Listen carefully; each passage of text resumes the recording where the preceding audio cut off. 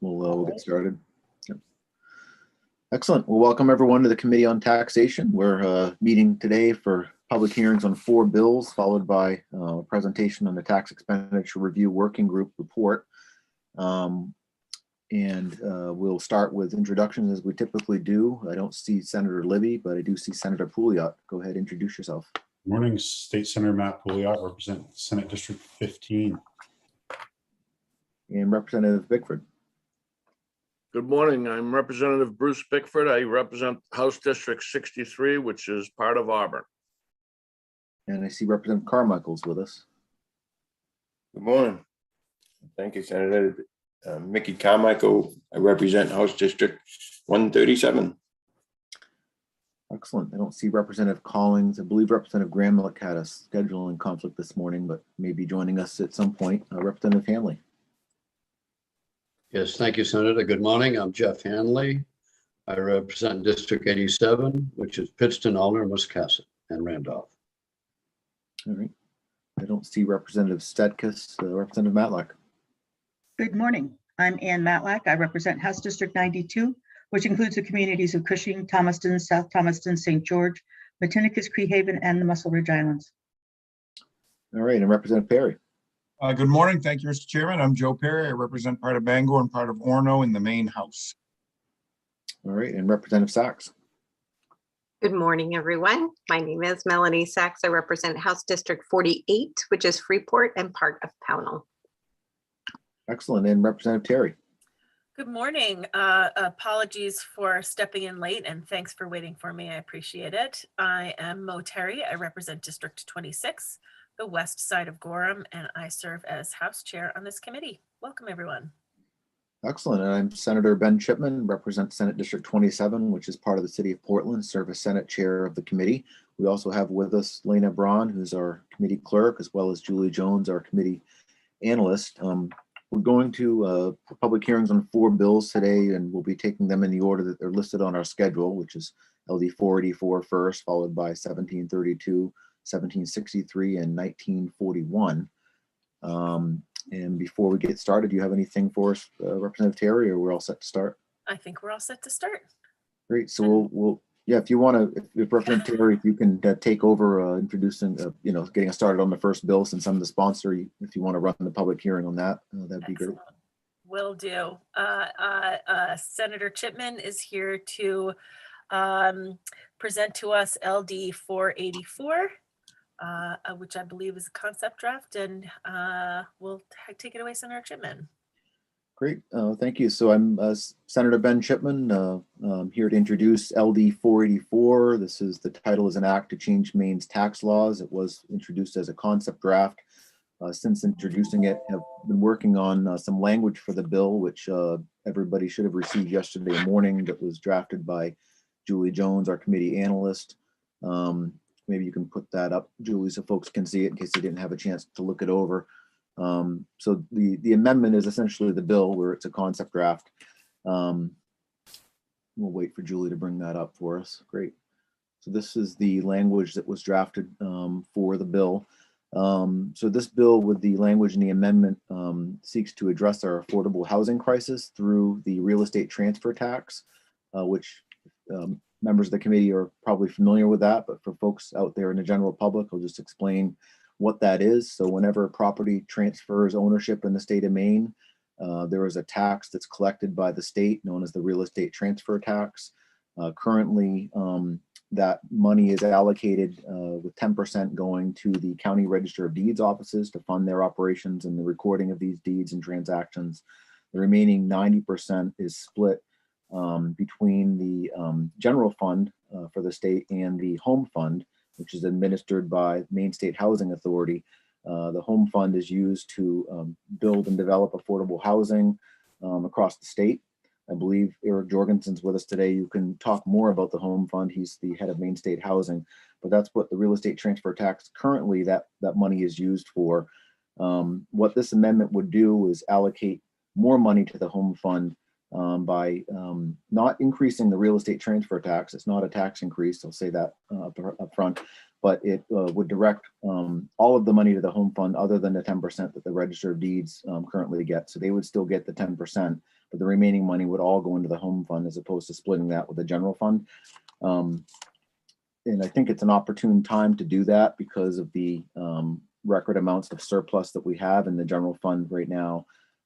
Plus, there's a booming real estate industry, as we know, across the state. It's been going well for the last year or so, a year and a half, with lots of transactions taking place.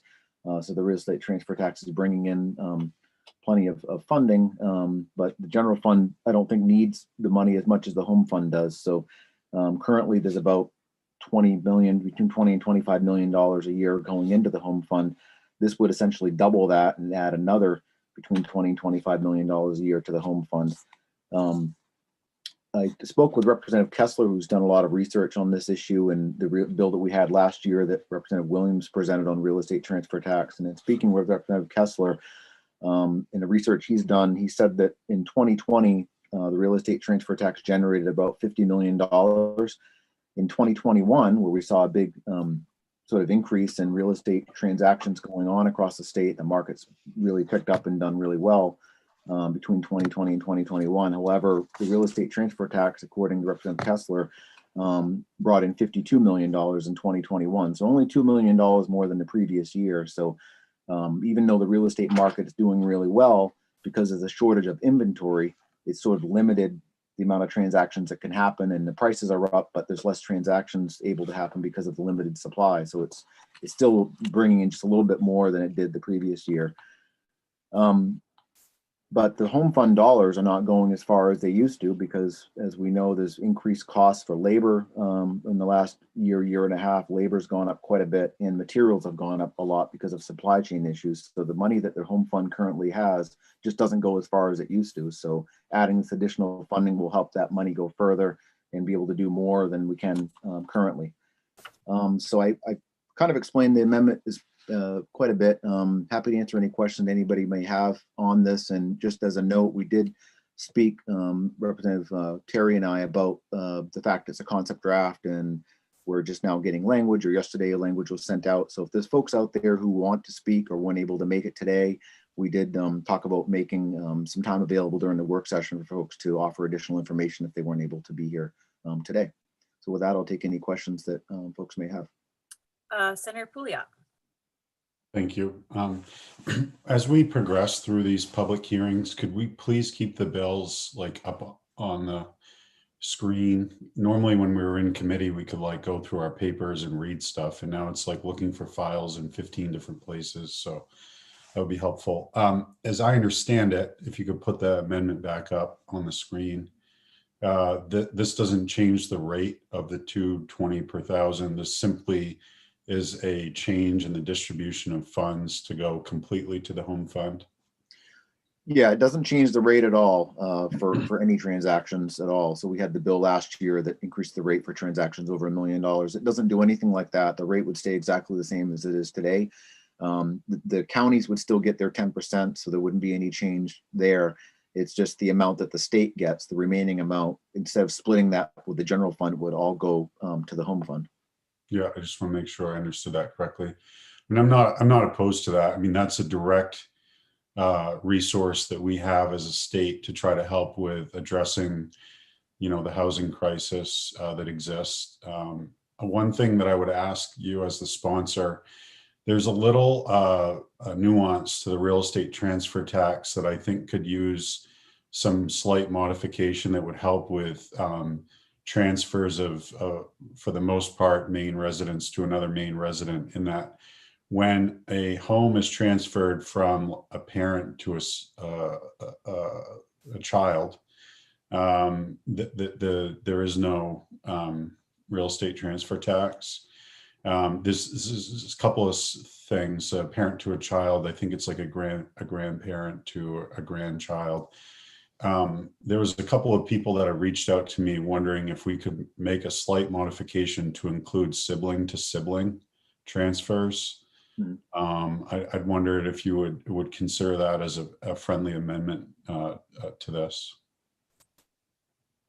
Yeah, I mean, I think that makes sense. Definitely something we should talk about. I don't see any problems with that. Okay, thank you.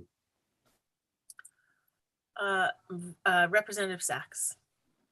Thank you, Madam Chair. Good morning, Senator Chipman. Can you just point me in the direction of your amendment where it continues to guarantee that 10% goes to the counties?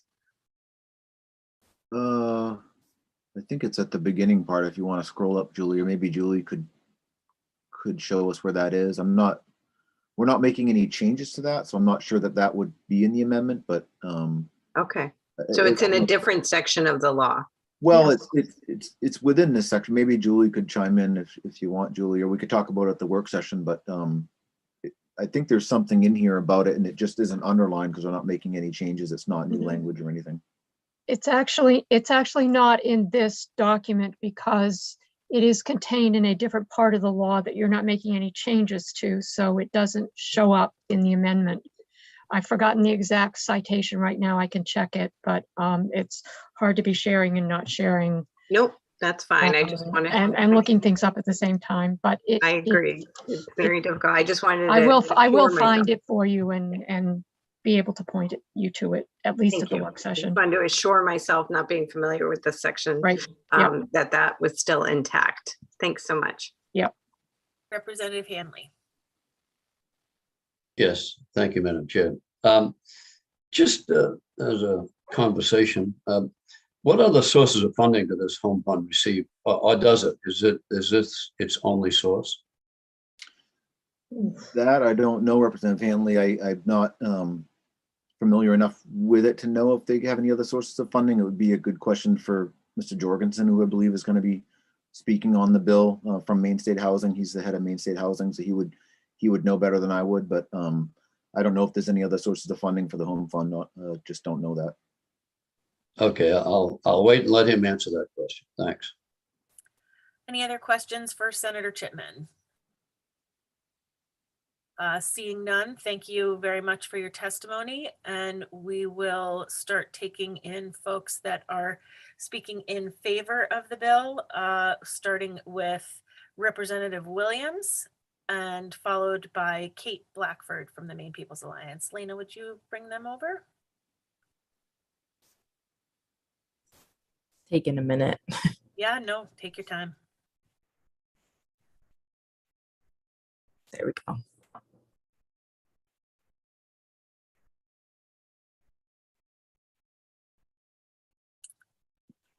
Good morning, Representative Williams. How are you? I'm good, Representative Terry. Senator Chipman, Representative Terry, thank you for having me today. I will be brief. As Senator Chipman noted, last year I did have a bill that would have given a marginal increase to the real estate transfer tax. That passed both houses but was vetoed by the governor. So this is probably a less controversial, even though I don't think that was very controversial, considering that our real estate transfer tax is 30% of what our two neighbors, Vermont and New Hampshire, charge. But I'm very supportive of this bill that Senator Chipman has proposed. And I also, Senator Pouliot, would be interested in addressing the issue of other familial transfers under the real estate transfer tax, and including sibling to sibling and others that we might think would be appropriate. So thank you for having me. I'll take any questions if you have them. Are there any questions for Representative Williams? Seeing none, thank you very much for your testimony. We appreciate you being here. Next up is Kate Blackford from the Maine People's Alliance, followed by Frank D'Alessandro from Maine Equal Justice, I believe. Thank you all so much. Good morning, Senator Chipman and Representative Terry and other honorable members of the Taxation Committee. My name is Kate Blackford. I'm the Public Policy Director for the Maine People's Alliance. And MPA is Maine's largest community action organization with over 32,000 members across the state. And our mission is to create a world where everyone has what they need, contributes what they can, and no one is left behind. And MPA strongly supports LD 484 and would urge you to vote yes to double the revenue coming into the home fund for affordable housing from the real estate transfer tax. As we all know, we are facing a housing crisis. And sometimes it feels like there is a new headline every day documenting the terrible position that people are in right now, whether it's the Bangor Daily talking about how the pandemic worsened the crisis, the challenges facing renters in Waldo County and beyond, or the Press Herald coverage this past weekend of growing bipartisan support for addressing our severe lack of housing. According to the BDN, in 2020, the median rent for the largest town or city in every county in Maine was considered unaffordable to the majority of renters who resided there or more. So Portland's median monthly rent was $1,881 for a 2-bedroom, and that was unaffordable to 75% of residents. Bangor's median rent, this is back in 2020, was $1,100 a month, and that was unaffordable to 65% of residents. Ellsworth's median rent was over $1,600 a month, and that was unaffordable to over 3/4 of the residents who are renters. Skowhegan's rent of $920 was unaffordable to 2/3 of renters, and Rockland's median rent of $1,520 was unaffordable to 3/4 of renters as well. So as you all know, I'm sure quite intimately, we are facing a major, major challenge in terms of the impacts our housing crisis are having on our communities. And thankfully, the state has been making significant steps towards addressing the crisis using the federal recovery dollars. And MPA is excited about the upcoming legislation to review our zoning and permitting processes to increase the supply of both market rate and affordable housing in the state. But as one-time revenues are allocated and interest in developing more affordable housing grows, we know that we're going to need more than our current ongoing funding allocations to meet that need. And so dedicating the full state portion of the real estate transfer tax to addressing the crisis is a really simple and effective way to double our current funding capacity and invest in the communities we love so dearly. So we believe that we're all stronger and better off when everyone can afford a safe, decent place to call home. And so thank you so much for your consideration today, and I'm happy to take any questions. Thank you, Ms. Blackford. I believe we have a question from Representative Bickford. Thank you, Madam Chair. Good morning, Ms. Blackford. My question to you is, we talk a lot about affordable housing. We have a problem with all housing in Maine, don't we? We have, since 2013, I believe, we've dropped 8,700 students from public schools because we don't have any growth in Maine. Maine's population has been flat or lost population since 2003. So would you say that all housing is an issue along with affordable housing? I would agree, absolutely. And I'm really excited about the work that is coming out of the Zoning and Land Use Commission that Senator Pouliot was part of in terms of our ability to increase our supply of both market rate and affordable housing, because across the board, we're very much in short supply. Great, thank you. Representative Sachs. Melanie's fine, Madam Chair, thank you. So thank you for being here, Ms. Blackford. And I'm not sure if this is appropriate for you. I see Mr. D'Alessandro's coming up, and I know Senator Chipman cares about this as well. This, of course, is one of the major issues we have, but we also have a crisis in our behavioral health services with some of our other funding. Are we worried at all about diverting these funds from the general fund, where they can be used to address a multiple of issues, and designating them to this? Madam Chair, Representative Sachs, I think that's a wonderful question. Thankfully, we are in the position right now of having a budget surplus that we are looking at. And so moving these funds from the general fund going forward to dedicate them to our home fund, to me, does not feel like we are pitting one priority against another. And I think that targeting the real estate transfer tax to our housing crisis makes a lot of policy sense in terms of looking at dedicating that revenue to the issue that is closely related to where the revenue is sourced. And that, yes, we absolutely have huge funding needs in terms of behavioral health and in terms of so many other aspects of the programs and services that we all rely on to make sure that everyone in our community has what they need and everyone can thrive.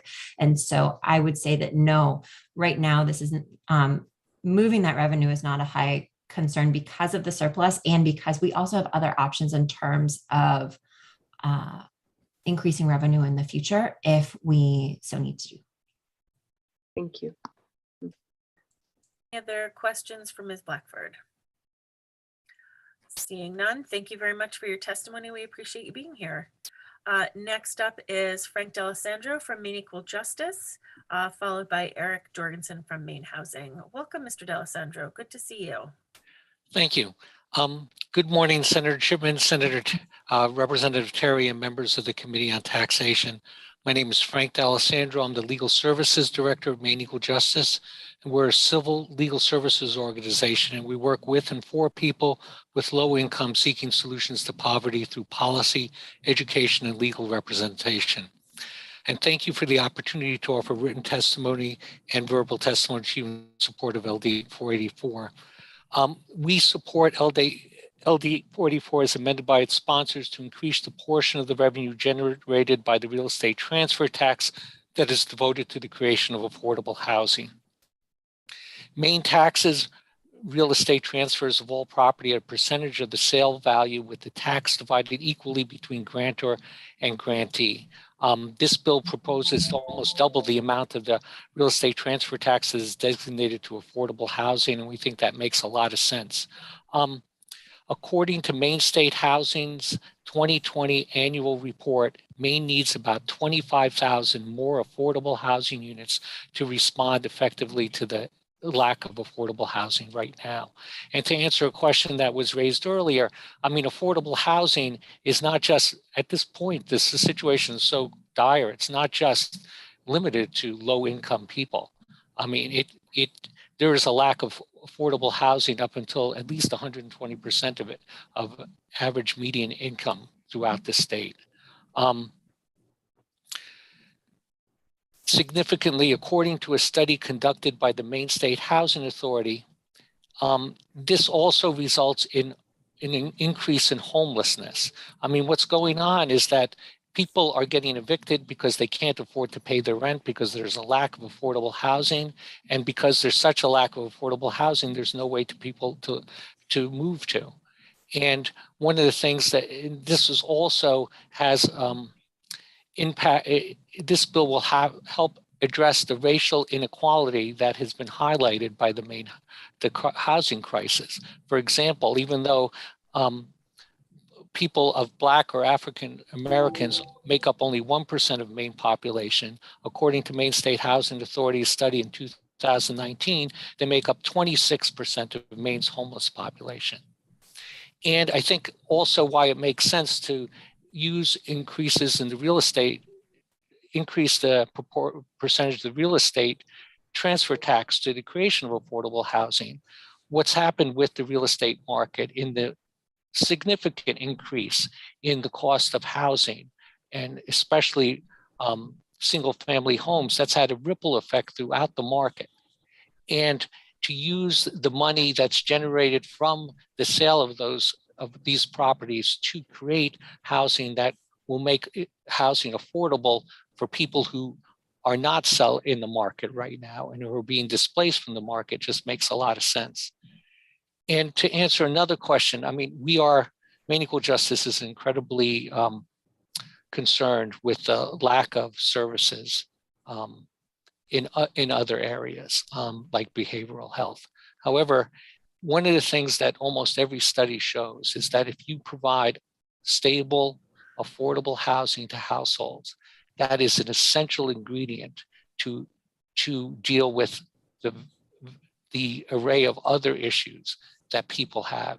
And if people don't have stable, affordable housing, it's really difficult for the family to take advantage of a lot of the other services that they may need.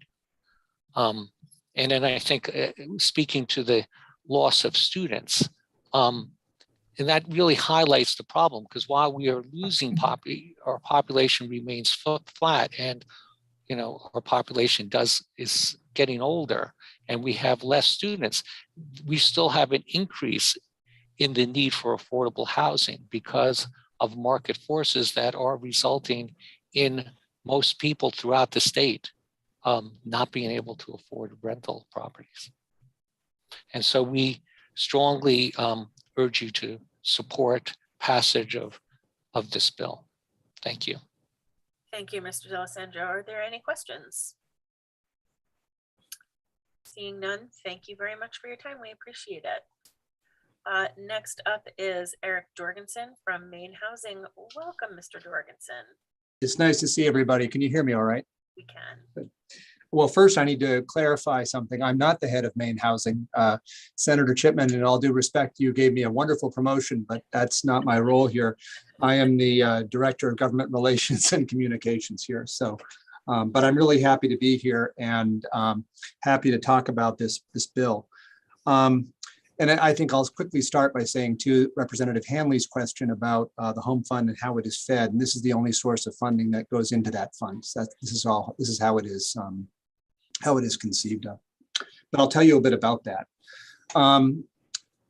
Senator Chipman, Representative Terry, and distinguished members of the Joint Standing Committee on Taxation. My name is Eric Jorgensen, Director of Government Relations at Maine Housing. I've got some prefatory material about the agency, which I think you all know. So I'm just going to cut to the chase on the home fund. And I'll say that though most of our revenue comes through a combination of earned income from our banking services and from dedicated federal funds, we do receive some state general fund revenue for homeless programs, and we receive a dedicated portion of the real estate transfer tax, which forms the housing opportunities for Maine fund, the home fund. And that's what I'm here to talk about today, as this bill proposes to direct a full 90% transfer tax revenue to that fund. Home Fund was created in 1983. It provides a dedicated and flexible source of funding for affordable housing. It was created with the support of the realtors, the bankers, and others in the industry who got behind a doubling of the real estate transfer tax to provide that revenue. 10% of it, as you've heard, goes to the county that collects it as an agent fee, and the remaining 90% is split between the general fund and the home fund in its current form. As a result of the unprecedented amount of current activity in the real estate market, the home fund is currently anticipating income at a level approximately double of what it took in as recently as 2018. This year, we anticipate taking in around $28,500,000.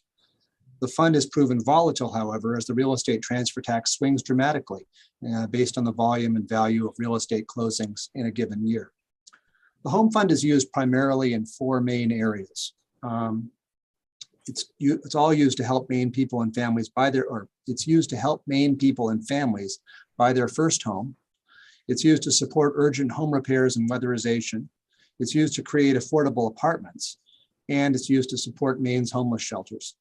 In the past 2 years, there have been also a number of COVID-related initiatives around housing stability that we've used the fund for. Now, around a third of home fund expenditures directly support the development of affordable multifamily housing. In addition to loans, in addition to federal tax credits, in addition to the rent a project expects to generate, there's always a gap that needs to be filled. And this can come from state tax credits like the one you passed here in the 129th. It can come from as grants or zero interest loans from sources like the home fund. A typical project requires multiple sources of subsidy in order to be viable.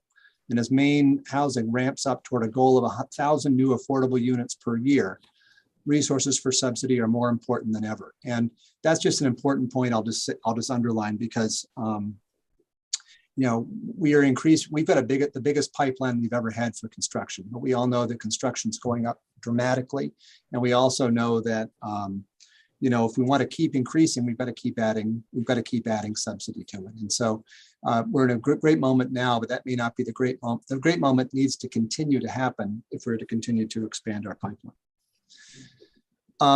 About a third of the fund each year, the next third of the fund each year is invested in home ownership programs. And that's in a state where single family home ownership is by far the most common form of housing.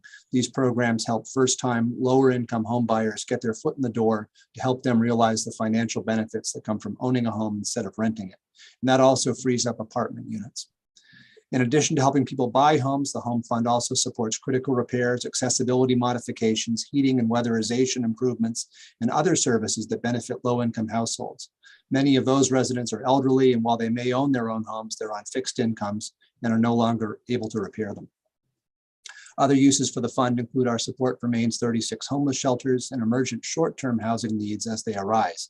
In the last few years, that's included both rent relief is part of before the federal ERA came in, to deepening drought-baked wells, to repairs at supportive housing facilities. And I should also point out that 100% of these funds go to program. Not a penny is used for administration or overhead. This is a bold proposal, and it's an idea that could really move the needle on housing, but which at the same time, I know will come at a considerable cost to the general fund. I know more than most of everybody in the room, probably, the challenge of trying to balance a state budget. And I'm not going to downplay the difficulty of getting a measure like this across the finish line. At the same time, I will say that Maine Housing is a passion for the work we do, and I can assure you that this money will be put to good use. Housing is, as has been noted, in many ways, it's the issue of our time. And until we can solve that, we're never going to have a fully functioning or a fully realized economy or a workforce that is going to be up to its potential. So I'm happy to try to take questions, happy to answer anything I can, or I can provide them for you for the work session. Thank you very much. Thank you very much. Representative Pickford. Thank you, Madam Chair, and good morning, Mr. Jorgensen, my friend. It's good to see you. Good to see you. My question to you is, the money that goes into the home fund annually, is that all expended, or does the state sweep that in any way at the end of a biennium or at the end of a year? Just want to make sure that those funds are all being used. Yeah, it doesn't get swept.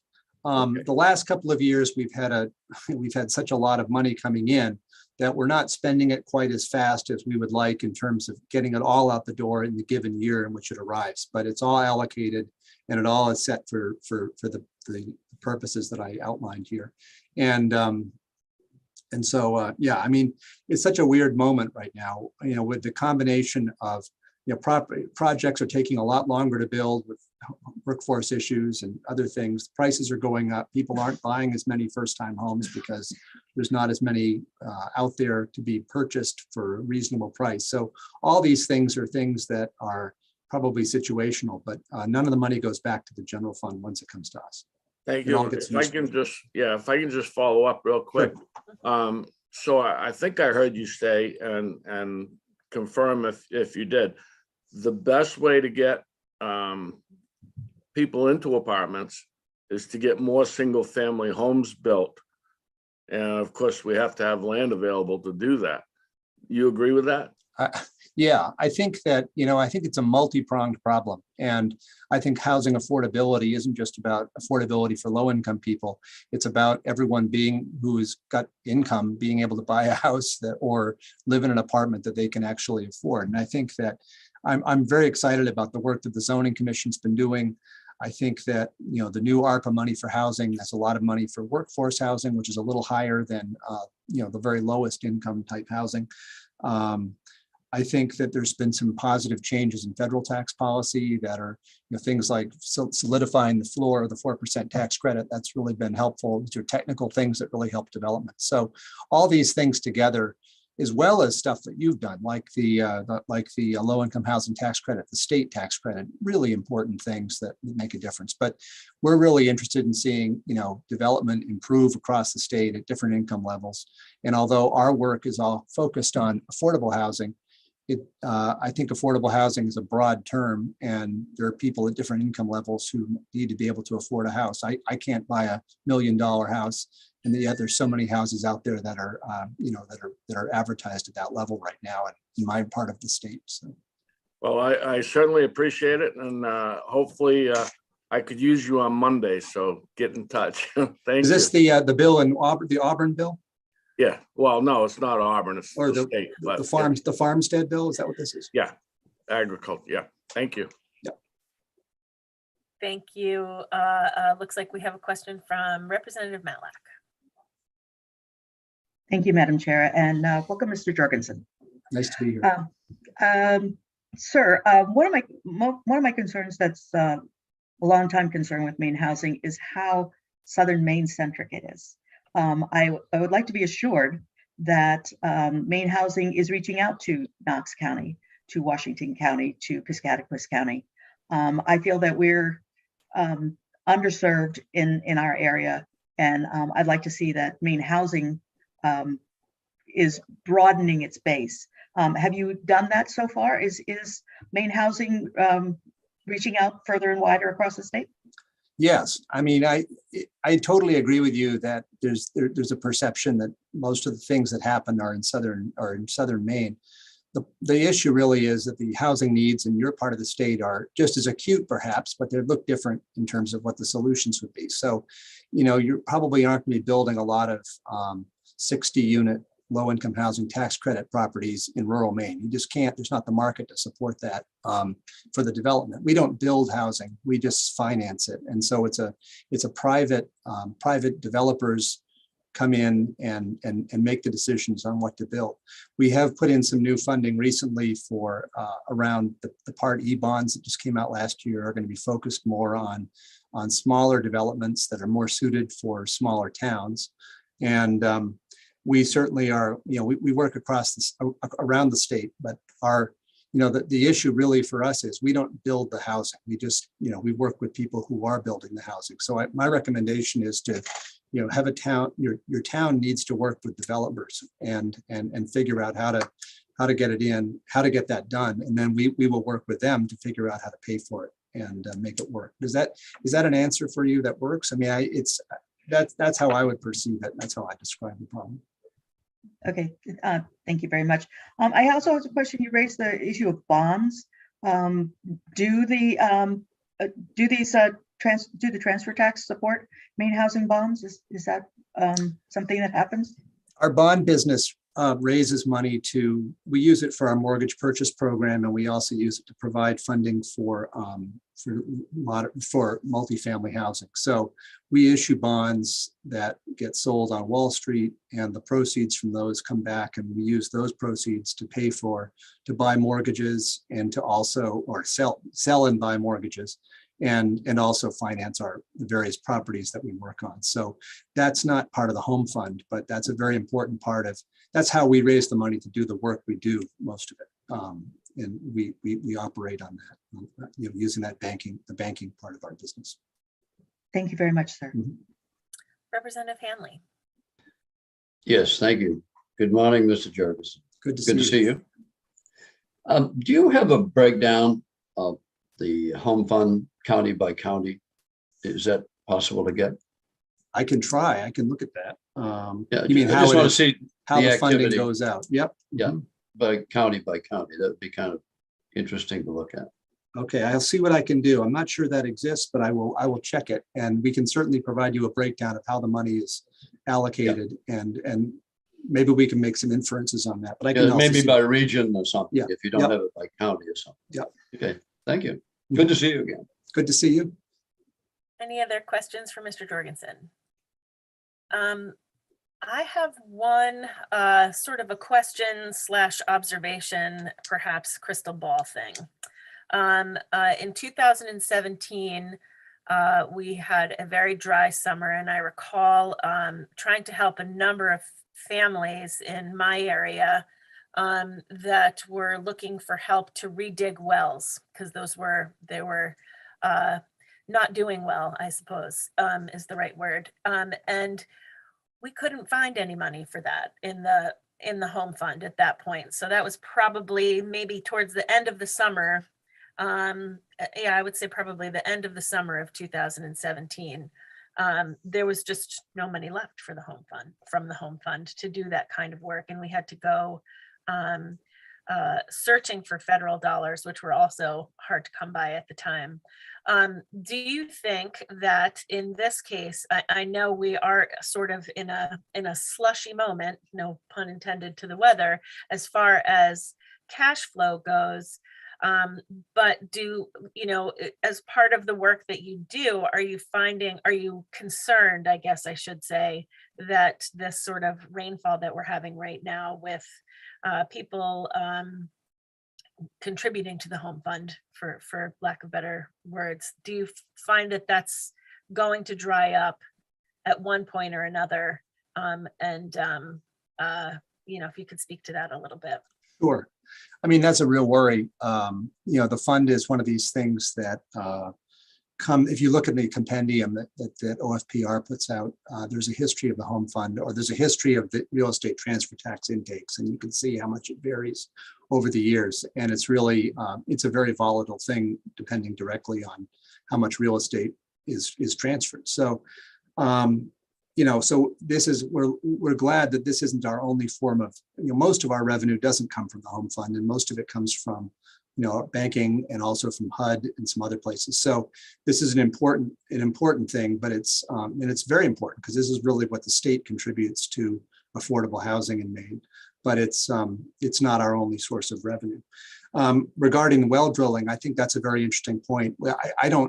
This happened back a couple of years ago. We allocated a bunch of money from the home fund to deal with emergency well drilling, and that, of course, I think it was subject. I can find out more about how that worked, but it was just an interesting example of the fact that the fund is a flexible source. So if you have a dry summer, that's the kind of thing you can apply it to, and it's really nice to be able to have that flexibility.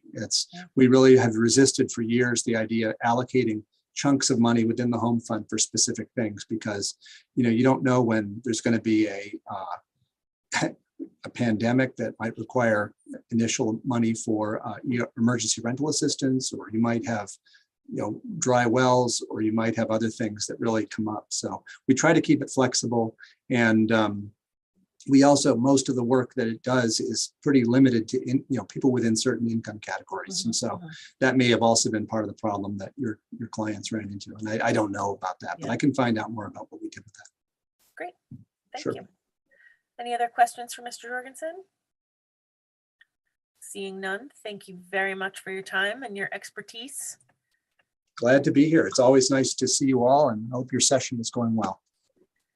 So far, so good, right? Right, everybody? Cheer, cheer. Thanks very much.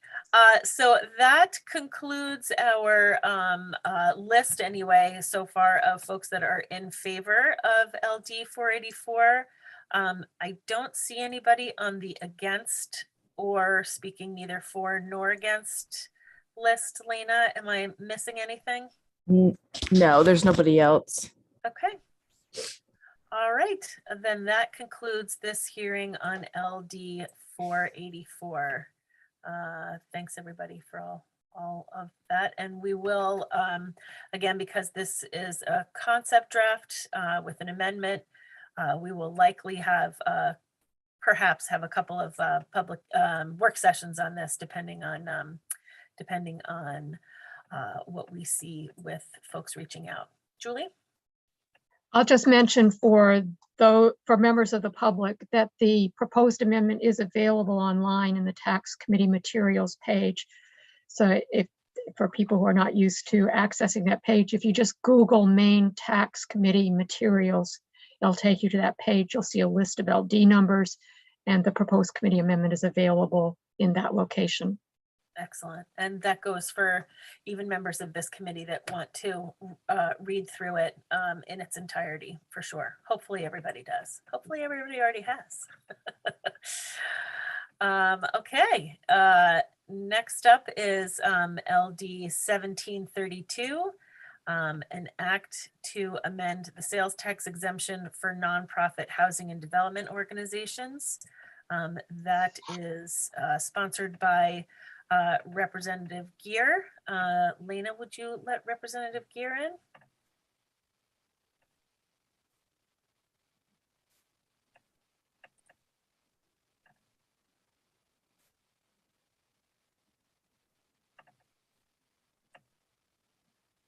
I'm coming through the wormhole. Here I am.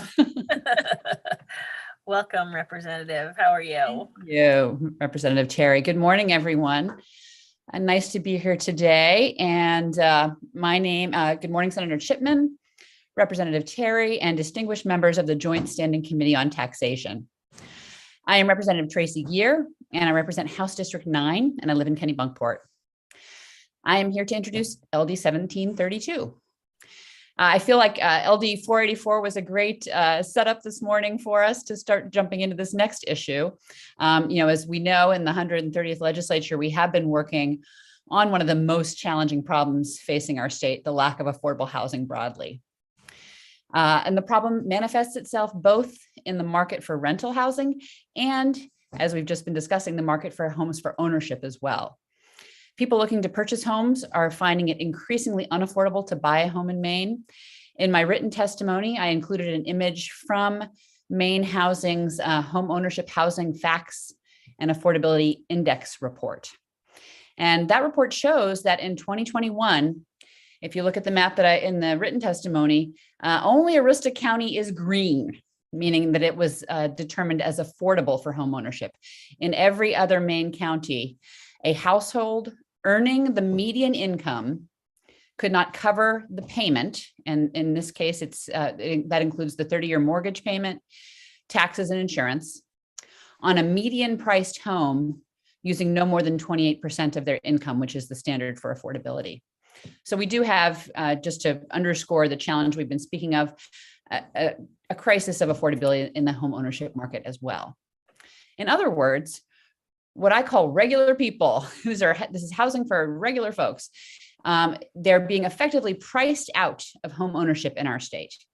This group includes public safety workers, teachers, healthcare workers, and other essential sector workers, and many other people vital to the functioning of a healthy society. A number of nonprofit housing organizations across Maine are experimenting and having success with innovative models and strategies to create affordable homes for ownership. In their efforts to keep the cost of homes they develop as low as possible, these organizations have confronted a problem with the definition of low income for the purposes of state sales tax exemption for nonprofit housing organizations.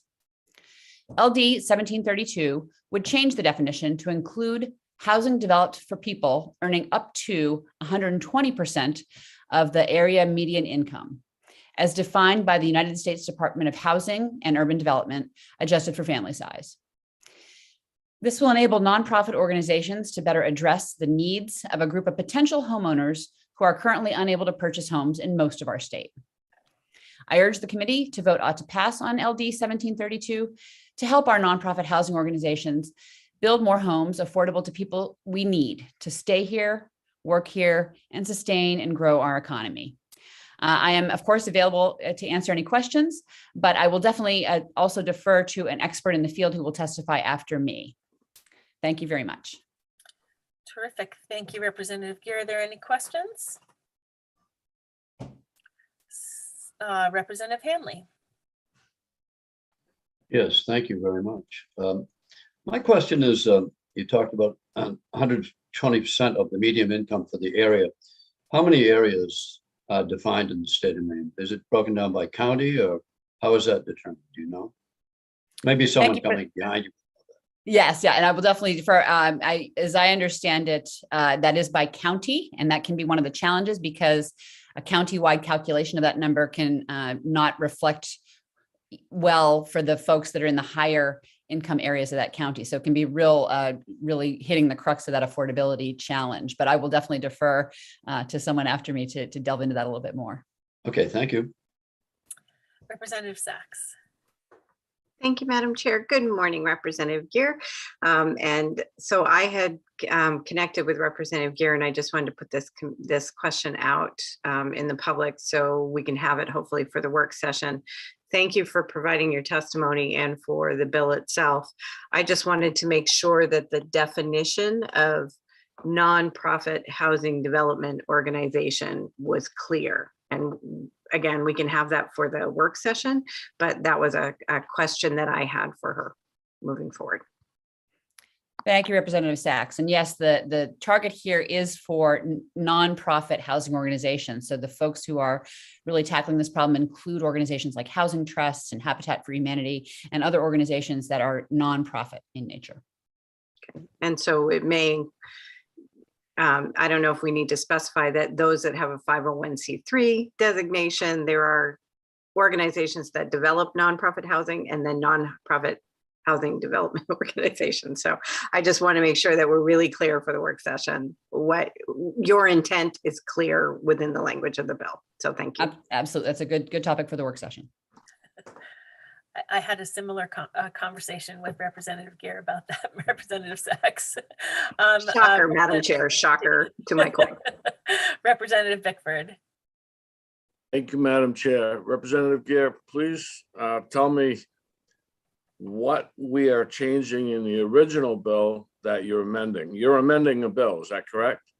By this legislation? We've passed something in the past and now you're changing it or you're correcting it?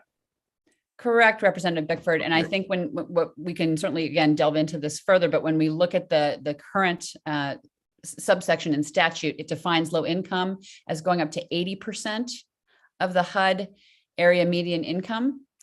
And so therefore, the homes that are built for the folks that are in the 80 to 120%, which does include a lot of those job kind of categories that I mentioned. For those folks, the sales tax exemption will not apply to the cost of materials and that sort of thing for those homes. So that's where the issue that we're trying to fix. So is that the only thing that we're changing, is bringing it from 80% to 120%? I believe so, yes. Okay, thank you. And Representative Bickford, I would suggest looking in our committee materials. MRS has written to that as well, so that would be helpful, I think, for all of us. Oh, good, thank you. Yeah, and a reminder that there's always additional information in our committee materials than the verbal testimony that we hear in this committee. So always check. Any other questions for Representative Gear? Seeing none, thank you very much for your testimony. We really appreciate you being here and bringing this up with us. Thank you very much. Next up is Patrick Clancy of Kennebunkport, followed by Elizabeth Frazier.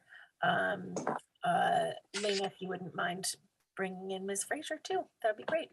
Welcome, Mr. Clancy. Thank you for joining us. Thank you, Representative Terry. Senator Chipman, Representative Terry, members of the Joint Standing Committee on Taxation. My name is Pat Clancy. I'm a resident of Kennebunkport, and I'm here today to testify in support of LD 1732. I serve as Vice President of the Kennebunkport Heritage Housing Trust, a nonprofit housing organization recently formed and working to create housing that enables working families and the elderly to live year-round in the community that they are otherwise being priced out of. And let me divert, and I will summarize a bit some of my written testimony, but let me address a couple of the questions that have come up, because what we did in Kennebunkport was we actually formed two separate organizations with the same board of directors. One of them as a 501c3, to which contributions are tax deductible, and one of them as a 501c4, also a nonprofit organization, but basically if you make a donation to the 501c4, it's not deductible on your income tax return. And the 501c4 under federal law is able to serve a wider range of incomes, and we are targeting people between, as Representative Gear mentioned, between 80% and 120% of median. So when we did our first 6-unit affordable subdivision, we basically did 3 of each. We did 3 homes that were affordable to people, say between 70 and 80% of median, going up to about $60,000 a year. And we did 3 for people whose incomes went up to about 120% of median, or the ceiling of the Maine Housing First Home Loan Program of $90,000. And when we went to Maine Revenue Services and applied for a sales tax exemption certificate for those 6 homes, we were granted that for the 501c3 entity doing the 3 homes that were affordable to people at 80% of median. And we were denied it for the 3 homes that were serving people at 120% of median. Now, interestingly enough, as a technical matter, the statute does not, in fact, in the sales tax exemption statute itself, it does not contain a standard for low income. And you have to go to other Maine statutes to find definitions of low income. Maine Revenue Services use a definition in another statute that was HUD standard of 80%, which is a HUD definition of low income. And we appealed to them on the basis that we were serving, a critical need, that we were, as I laid out in my testimony, that we were, relieving the burdens of government by basically serving that that public need and that charitable purpose, and that we merited the availability, the exemption. They felt unable to grant that to homes going beyond 80% because of the practice of using the HUD 80% definition. So this legislation would clarify and would apply a standard going up to 120% of area median income. And I can certainly tell you that in Kennebunkport, these are households, that may make as much as $75,000, $80,000, $85,000 a year. But they are, our average home price off the water, our average home price is $680,000. There's no way they can afford a home in Kennebunkport. We were able to sell our homes with a lot of fundraising, some money from Maine Housing. We were able to sell our homes to those three homes, the quote more expensive homes, for just under $300,000. But that takes a lot of, we did a lot of retail fundraising in the community. We went to, we passed the hat over and over again, wherever we could. And, that extra $4,000 to $5,000 per home that we paid in sales tax, could really be very helpful to enabling us to serve that population. So I think what this bill does is really catch up what the standard is with the current situation that was, well described in the hearing on the prior bill. That affordability reaches, well beyond, people at 80%. And this is not a Southern Maine problem at all, because what happens to that area median income is you go to more rural or northern parts of the state, and the area median income, can be as little as half of what it is in Portland, for example. And so all of a sudden, if you're at 80% of area median income, there's no way you can afford to buy a home, even if you're in a much cheaper market. So this is really a statewide problem. That's why the governor, in announcing a couple of weeks ago the new affordable home ownership program with Maine Housing and the $10 million of federal funding allocated for that, established for the program statewide an income limit of 120% of area median income. So again, that's the current, sense of where these resources need to be focused and how they need to reach to people of more moderate income, more kind of working families. And they're not served by the current housing market. And it is a lot of nonprofits like the ones I'm involved with that are working to meet this need. And applying this exemption to homes between 80% and 120%, raising the standard to 120% of area median income, would help enable us to serve more families. So I'm happy to answer any more questions. I can because I've spent 50 years doing affordable housing with nonprofit organizations. I can say HUD publishes very detailed. They go area by area, and sometimes it's counties, sometimes it's subparts of counties.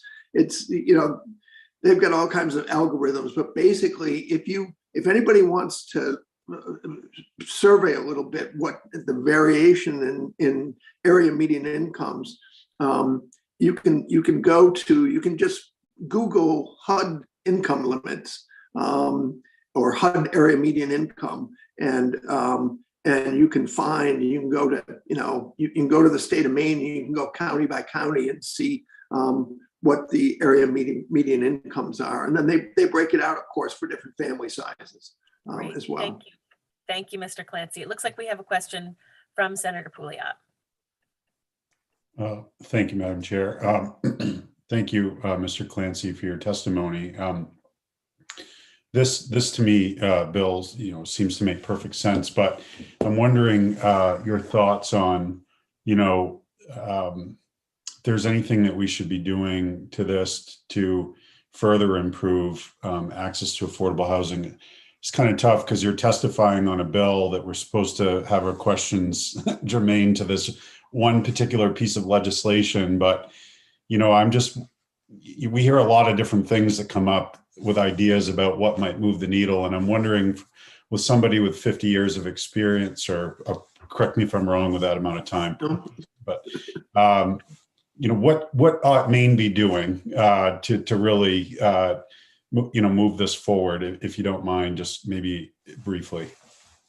Yeah, I appreciate the question, and it's obviously a lot of it comes down to dollars. One of the things that I'm particularly excited about, so I built and led a nonprofit based in Boston, working in 15 states by the time I left, and now it employs over 500 people for over 40 years. And we were able to do much more housing, much more rental housing, because that's where the resources like tax credits and rental subsidies and so on were available. And it was much harder for us to do ownership housing. So one of the things I am really excited about is the fact that the governor did set aside 10 million of the federal funds to expand the affordable home ownership funding at Maine Housing, because as you've been talking about this morning, it isn't just a lower below 80% of median problem. The difference is that in the rental housing area, there's kind of an infrastructure of federal and state programs that have grown up literally over 50 or 60 years. And tax credits are a significant part of that, a very significant part of that. And obviously, as you all passed recently, the state tax credit is a significant addition to that. So there's a whole infrastructure of resources. So when you look to do affordable housing, that's where the bulk of the resources are. We need, I think, over time to begin to create the same kind of network of resources for affordable home ownership. And that's something that really has not happened. Now, it typically is not serving as low income.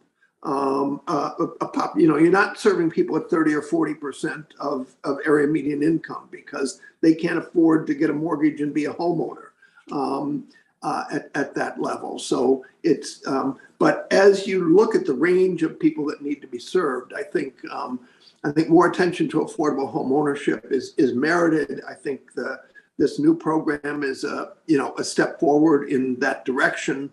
And I also think even in rental housing, one of the things that can be done is to enable, even when utilizing tax credits, to enable households that come in as renters to be able to, once those investors get their tax credits and they're gone, to be able to become owners of their homes. And that's something I'm hoping we'll do a little bit of work on in Kennebunkport as time goes on. But I could go on for hours, and I'm probably going on too long. But I appreciate the question and the energy that's going in the state to addressing the problem. Yeah, thanks for answering that, and I'll probably follow up with you separately because it's great. So I appreciate it. Thank you. I bet Representative Gear can give you Mr. Clancy's number. We're so fortunate to have Mr. Clancy working with us on these issues. Terrific. Are there any other questions germane to the subject matter, please? Okay, seeing none, thank you, Mr. Clancy, for your testimony, and thank you for a lesson in affordable housing as well. We appreciate your testimony. Thank you. Next up is Elizabeth Frazier. Welcome. Good morning, everyone. It's great to see you. Thank you for having me. My name is Elizabeth Frazier. Excuse me. I'm an attorney at Pierce Atwood. I'm before you this morning on behalf of the Maine Real Estate and Development Association, also known as MREDA. We come before you guys from time to time, so you probably know us a little bit. I will just say we're a really broad association that includes bankers, developers. Obviously, in this case, we have members that are nonprofit housing developers as well, but architects, engineers, contractors, really anyone who gets engaged in the process of buying, building, or selling commercial real estate, which does include a lot of multi-unit housing, including affordable housing. So I will spare you all. I'm really actually not going to read my testimony at all. You have it. I submitted it. Mr. Clancy, I think Representative Gear did a great job laying out the point of the bill and the intent. We fully support it. We think it makes a lot of sense. And, we to speak to Senator Pouliot's point, I think agree we've got to pull really all of the levers on housing and housing affordability and get some more housing built. So with that, I'd be welcome to answer any questions, but otherwise certainly support the bill and hope to be part of the process and bring whatever expertise we can. So thank you. Excellent. Thank you. Any questions from Ms. Frazier? Seeing none, thank you very much for your testimony. Thank you very much. Again, Lena, I don't see anybody. That's it for folks that are here speaking in favor of the bill. I don't see anybody speaking against or neither for nor against. So I'm going to call that a wrap, and that ends this hearing for LD 1732. And I'll hand the gavel back over to Senator Chipman. Excellent. Thank you. The virtual gavel. Excellent. So we are still having public hearings. We'll now open up the public hearing on LD 1763. This is an act to update references to the United States Internal Revenue Code of 1986 contained in the Maine revised statutes. And this, I believe, is being presented to us by our very own Representative Terry. Welcome. Good morning. Thank you very much, tax colleagues. I am here. My name is Mo Terry. I represent District 26, the west side of Gorham, and I am here to present LD 1763, an act to update references to the United States Internal Revenue Code of 1986 contained in the Maine revised statutes. This is a department bill, and I will leave the proper testimony to the department. Great. Thank you for presenting the bill. Any questions for Representative Terry? Seeing none, thank you for presenting the bill. We'll now take testimony from in favor. We have one person signed up, Dr. Allen from GAFS. Welcome, Dr. Allen.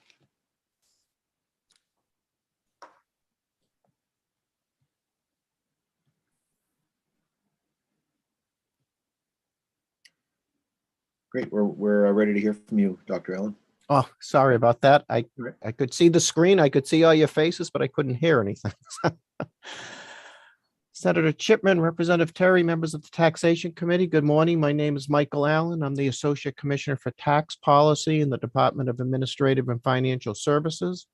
I'm here today at the request of the administration to testify in support of LD 1763. LD 1763, commonly known as the Conformity Bill, is submitted annually by the Department of Administrative and Financial Services to update the reference to the United States Internal Revenue Code and Title 36 of the Maine Revised Statutes. Maine's conformity to the IRS code primarily affects the state's income taxes, which are substantially based on the code.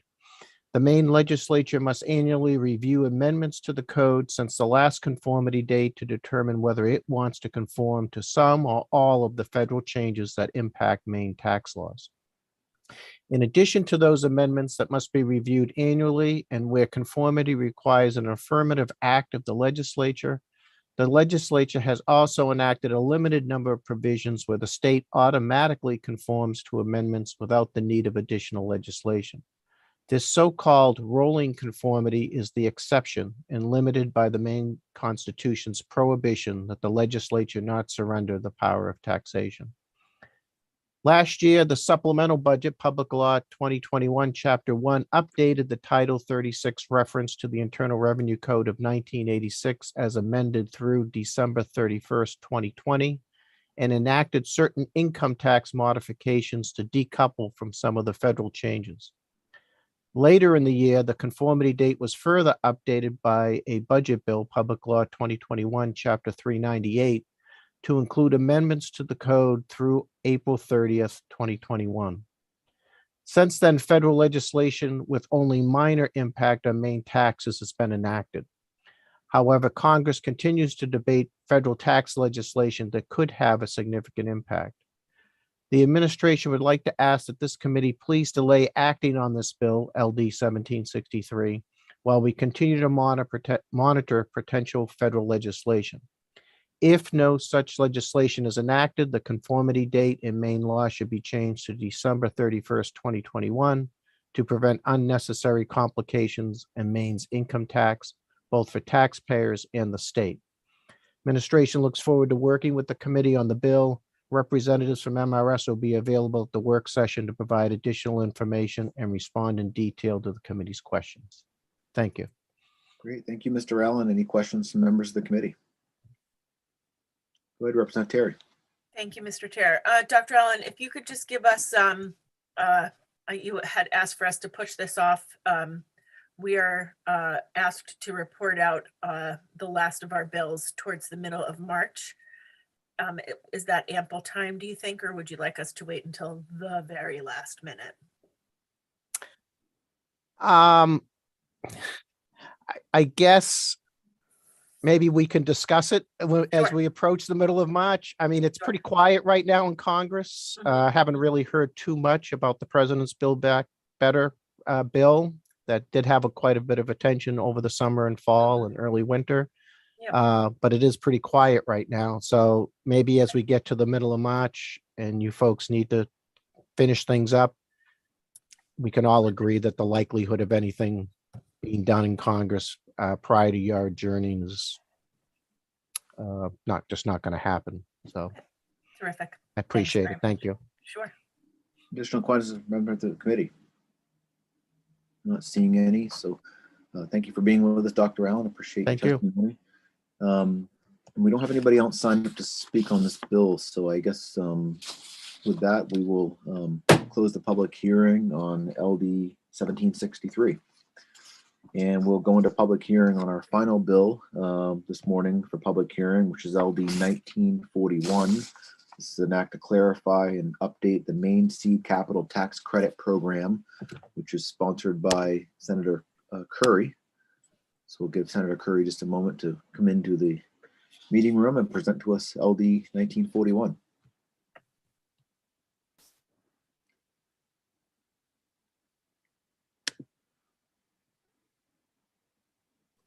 Welcome, Senator Curry. Good morning.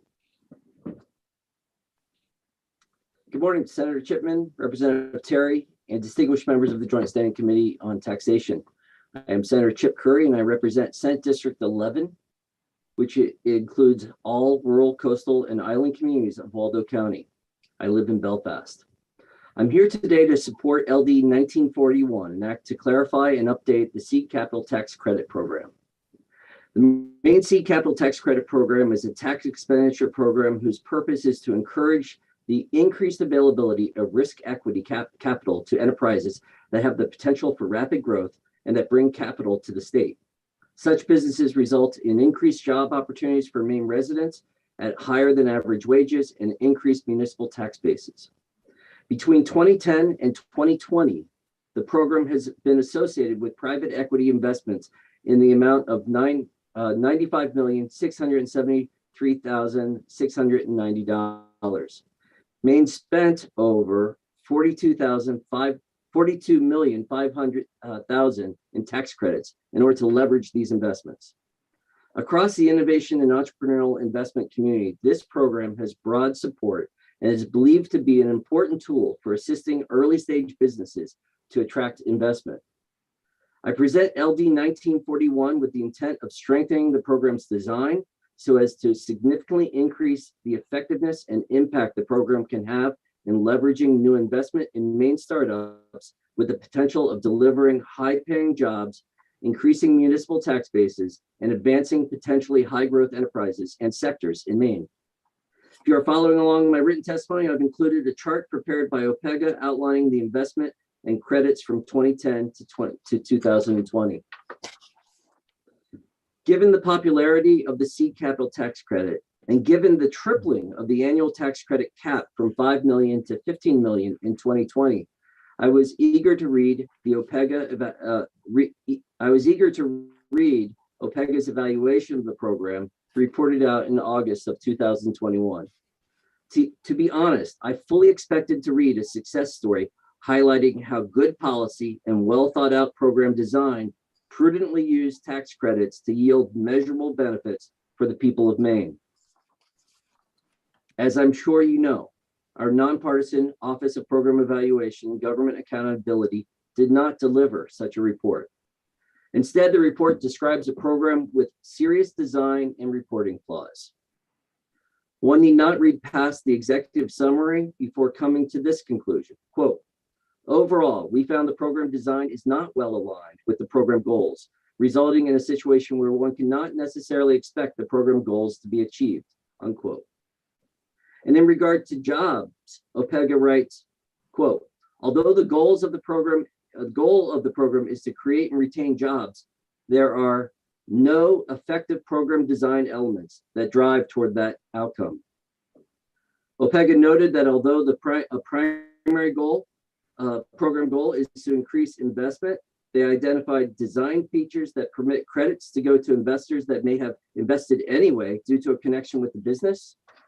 Additionally, they noted design features that actually place barriers to investors who reside out of state. OPEGA recognized that the Maine capital seed tax credit does benefit some businesses that appear to serve the program's intent and goals. However, they observed that the program also benefits some businesses that may not necessarily have the potential for rapid growth. When this first came out, when this report first came out, a great deal of attention was spent on the inadequate and inaccurate reporting of jobs retained and created. OPEGA showed that the Finance Authority of Maine's methodology resulted in massive overcounting of jobs created and saved.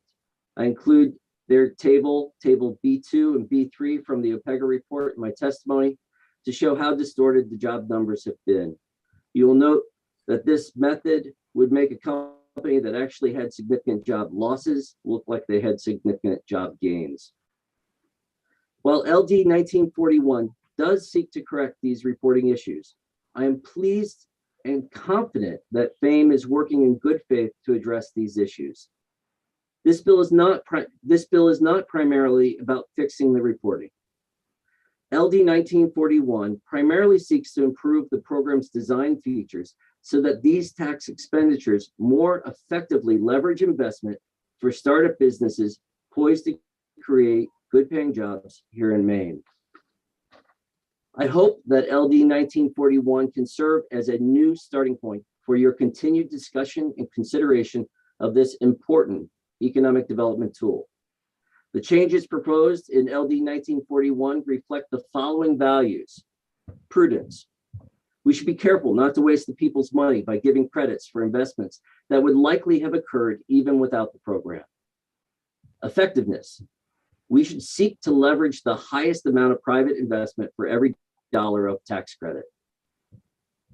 Great design.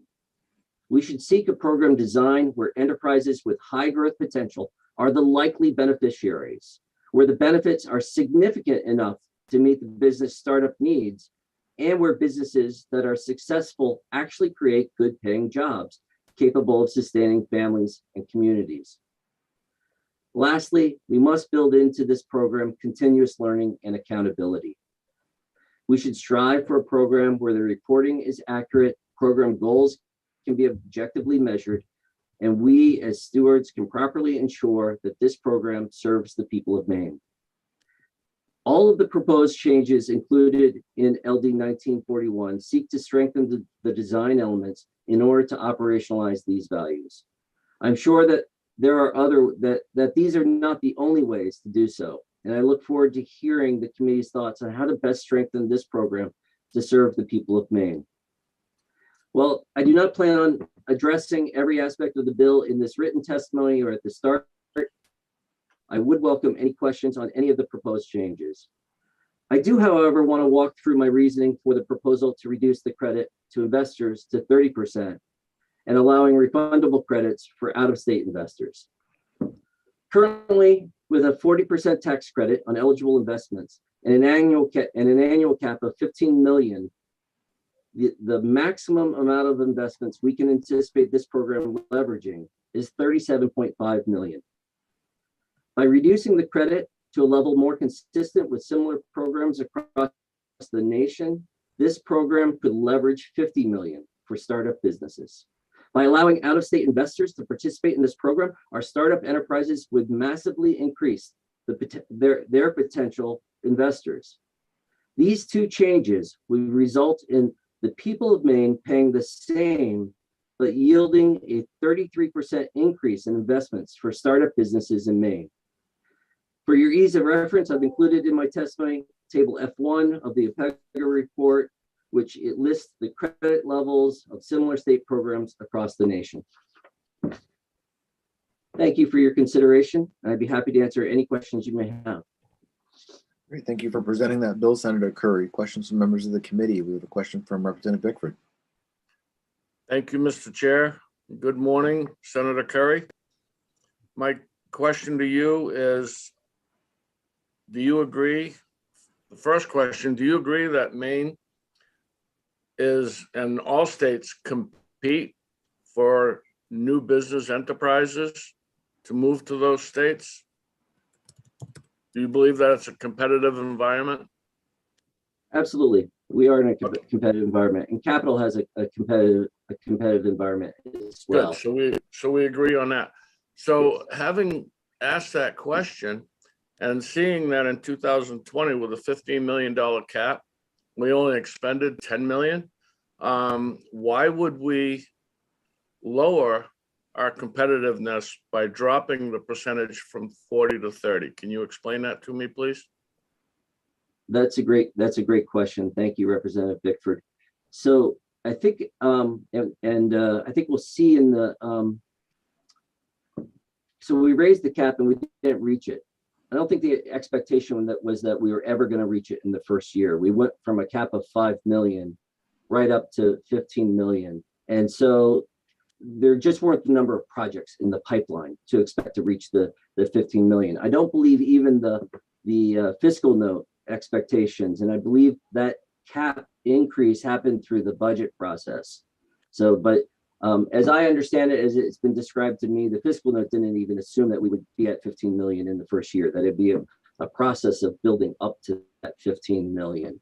So I don't think the fact that we're at 10 million this year in tax credits, and I believe 29 million in actual investments indicates that something's wrong, that we're not able to attract it. I think we're scaling up at this point. Yes, thank you very much. And I don't believe a fiscal note can be done in a dynamic fashion.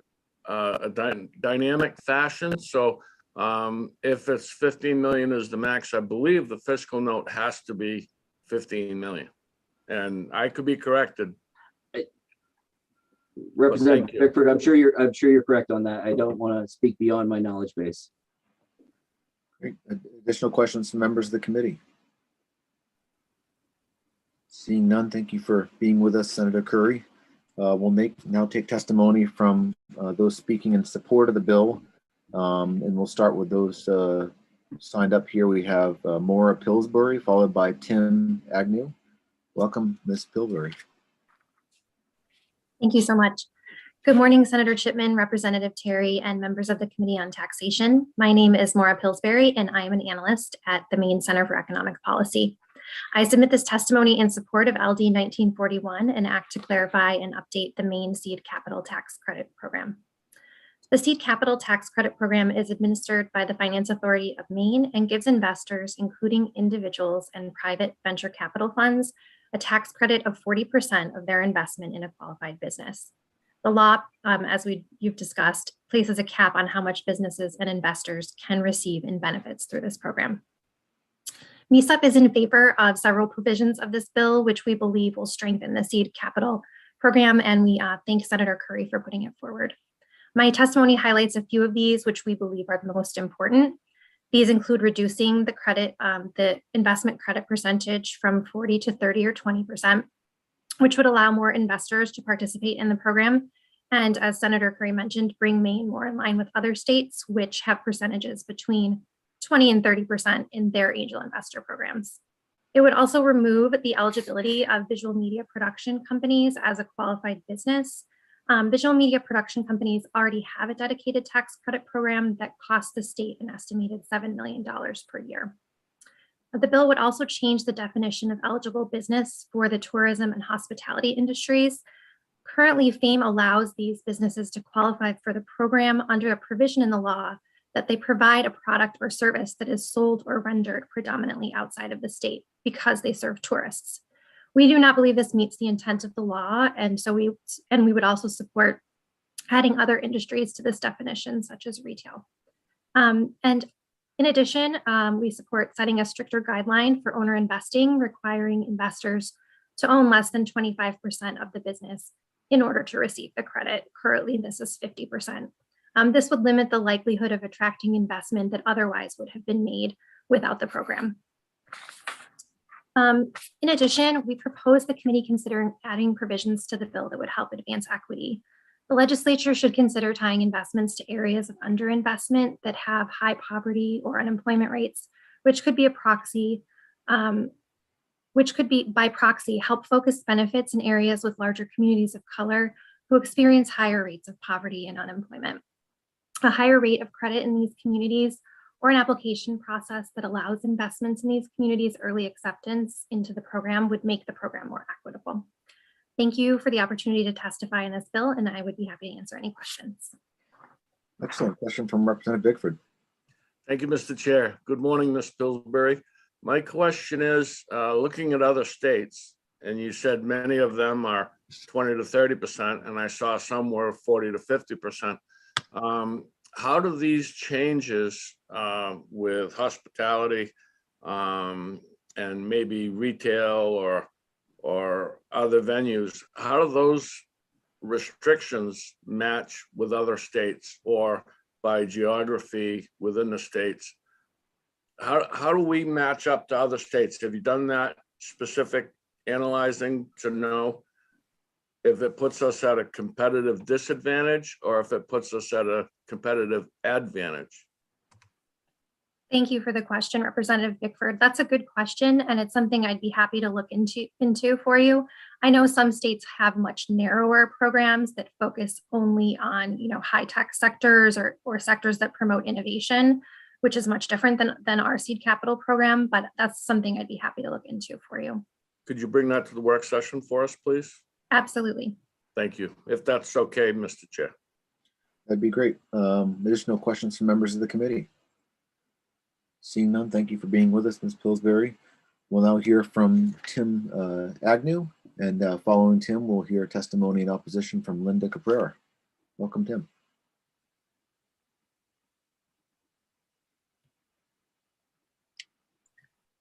I don't see him. Is Tim Agnew with us? Yeah, he's not with us yet, and I think we're still on those in favor, not those. Right. Yeah, well, Tim Agnew is in favor, and then we'll be going to those in opposition, which would be Linda Caprera. So Tim is signed up to speak in favor. Yeah, he was just here a second ago. There he is. Taking forever, sorry.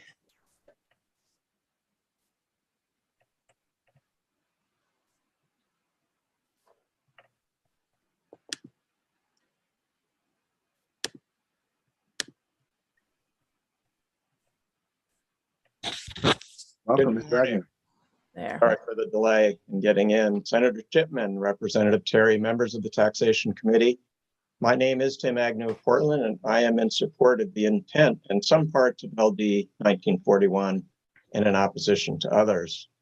I have submitted written testimony, which covers my 35 years of involvement in this important program and some detail on sections of the bill that I support and sections that I oppose. But in the interest of time, I'm just going to hit on the highlights.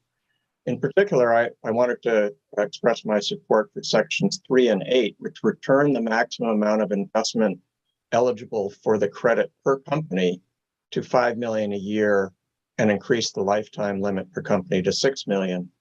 The maximum per company was reduced from $5 million to $3.5 million 2 years ago, when we were maxing out on the available credit every year in January. But with the increase in the authorized credit to $15 million, I believe it's reasonable to return the maximum per company to at least $5 million, if not the $6 million that's in the LD. Most importantly, though, I'm not in favor of sections 1, 6, and 11, the reduction in the percentage of the seed capital tax credit from the current 40% to 30%, or in some cases 20%. Those provisions will not help Maine companies raise venture capital and will slow the growth of the state's innovation economy. The trick for this committee over the 35 years of this program has been to find the sweet spot where the credit percentage is high enough to encourage investment while not giving investors more of a credit than they actually need.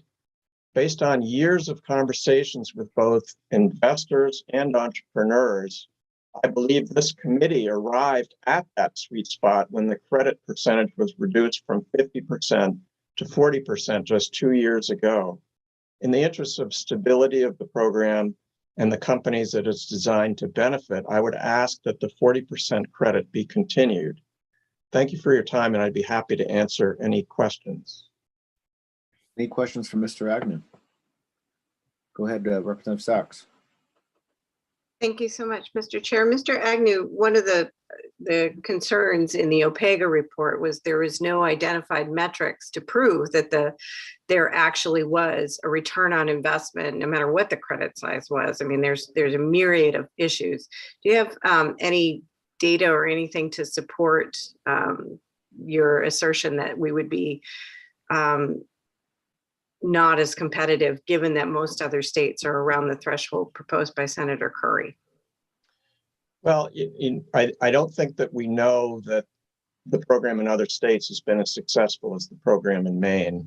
We have different needs. We have identified the lack of venture capital as an issue for the state over the years.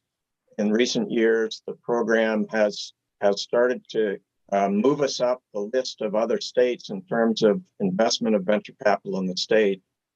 We've gone up substantially while New Hampshire has come down, which is, one of our measures is, are we competitive within the region here? It's impossible to prove the but-for as to whether an investment would have been made and the jobs created with or without the investment. Some companies that take advantage of the credit are going to fail. That's because they're high-risk companies by definition. Others, and I can give you examples, have been very successful in creating jobs over the years. And I believe they're going to be the engine of job creation over the next decade. And I think that the numbers of the program prove that. I do think that some of the points in the bill about increasing the reporting by companies will be very helpful as FAME continues to evaluate the effectiveness of this program and this committee as well. Right, and I do appreciate that, Mr. Agnew. I think just having a program doesn't necessarily mean that you stated because we have this venture capital program or the seed tax credit program that it automatically is the reason that it brought us up in the ranks. But if it's not effective, then I think that's a different issue. So I don't dispute that perhaps in somebody's calculations that it might have bumped us up a notch or so on a list. My concern is the effectiveness of the program. And I appreciate your testimony today, but I'm just, for all of those coming up, this is going to be the lens through which I'm looking at, is through this OPEGA report, which was really drilling down on, no, there's no measurable evidence to say that it's created jobs, maybe anecdotally, but there is no measurable evidence. So I appreciate just sort of having this dialogue during this public hearing and then at the work session. So thank you so much. Thank you. Additional questions from members of the committee? Seeing none, thank you for being with us, Mr. Agnew. Thank you. That concludes everyone I had listed in favor to speak in favor of the bill. We'll now take testimony for those in opposition to the bill. We have one person signed up, Linda Caprera. Welcome. Good morning, Senator Chipman, Representative Terry, members of the committee. My name is Linda Caprera, and I'm a resident of Winthrop, and I represent the Maine State Chamber of Commerce. We are opposed to LD 1941. Maine Seed Capital Tax Credit Program provides a powerful economic development tool for the state by encouraging equity and near equity investments in businesses directly and through private venture capital funds. This program in particular supports small businesses, entrepreneurships, and startup companies, something which Maine prides itself on. The program encourages investors to commit capital to Maine companies that might otherwise be invested outside the state. And these investments are in some of Maine's most exciting industries, economic sectors, such as manufacturing, advanced technologies, value-added resources, etc. The Maine Seed Capital Tax Credit was identified in Maine's strategic plan as one of the key action items to promoting innovation in the state. The plan referenced for every $1 of seed capital credit, it raises $10 of private investment, and further indicated that an increase in the ceiling from 5 million to 15 million would help about 40 startups and create about 2,300 new jobs. That's a good investment for Maine. Maine was the first state in the nation to enact the seed capital tax credit, and other states have followed since our lead. But over the years, this credit has been reduced, it's been changed, and that's why we oppose LD 1941. We oppose this legislation because it reduces the capital credit from 40% to 30%. This credit was 50% back in 2014 to 2020. It was then again lowered to 40% on March of 2020. And over the years, the aggregate and annual limits have been changed numerous times. While we're pleased to see the Maine legislature and Governor Mills approved via Public Law 2020, Chapter 616, which increased funding for the program, tripling the annual amounts from 5 million to 15 million. Unfortunately, again, last session, the ceiling was lowered from 15 million to 13.5 million. So, you get this flip-flopping. Investors need stability and predictability. Constantly changing tax incentives or credits promotes instability, and investors will more than likely be unwilling to invest where they're unsure as to what their rate of return is going to be on an ongoing basis. It does not serve Maine well if tax incentives or credits are constantly changed. The Maine Seed Capital Tax Credit Program places Maine in a stronger position to compete. It's pure competition out there when it comes to attracting capital. Maine is in a great position offering what they do for tax incentives like this credit. Let's not lose sight of the importance of it. And I'd like to address a couple of the comments that I heard, or a couple of questions, particularly Representative Sachs's question on, what are we getting for this? The credit itself and what they actually talked about in the report never addressed the indirect impacts that every dollar of investment or every job created has on the Maine economy. I know Maine used to have a multiplier that they used to use in the taxation committee years ago to determine what the potential impact would be. I'm sure Maine Revenue Services has access to that, but I would urge the committee to look beyond what the actual investment is, because you don't get the credit if you don't invest. So if you don't invest, you don't get the credit. It's very simple. It's working. It's what the credit was designed to do. Some of the items that were addressed in the report, such as the reporting requirements, what FAME is or is not doing, that can be fixed. I mean, the data requirements or the data clarifications, those can be fixed on an ongoing basis. But to lower the credit constantly, it's just not good for the state. It really isn't. It doesn't promote investment and stability that we need. So that I would address that with that answer if that works. But again, thank you for allowing me to testify, and we will be available for work session. Great, thank you for your testimony, Ms. Caprera. Good to see you. We have questions from Representative Bickford, followed by Representative Sachs. Thank you, Mr. Chair. Good morning, Ms. Caprera. Oh. My question to you is if you can expand on I'm looking at 2019, we had $10 million worth of investment, and that was the highest in the history of the program at the time. But 1 year later, we had nearly 30 million of investment as soon as the cap raised from 5 million to 15 million, from 20 businesses in 2019 to 46 businesses in 2020. From 6 businesses receiving first investment, from 6 to 18. Can you expound on that and tell us why it's so important to leave it as it has been designed? Well, the numbers speak for itself. I mean, the numbers speak for itself. Investment is increasing. More companies are taking advantage of it. Why would you change it? I mean, it's pretty simple. You know, it's being used. It's being utilized. And again, you don't get the benefit if you don't invest. You have to put that first step forward and put $1 of investment into the state of Maine before you get $1 of credit. Thank you. Go ahead, Representative Sachs. Thank you so much. Good morning, Ms. Caprera. Hello. Will you be submitting your testimony in written form as well? I will. I apologize for not doing that earlier, but I had juggling something here at the office. So I will definitely do that. Absolutely. And I just want to reinforce the OPEGA report actually found that the data on the 10-to-1 investment was incorrect. It's actually closer to 2-to-1.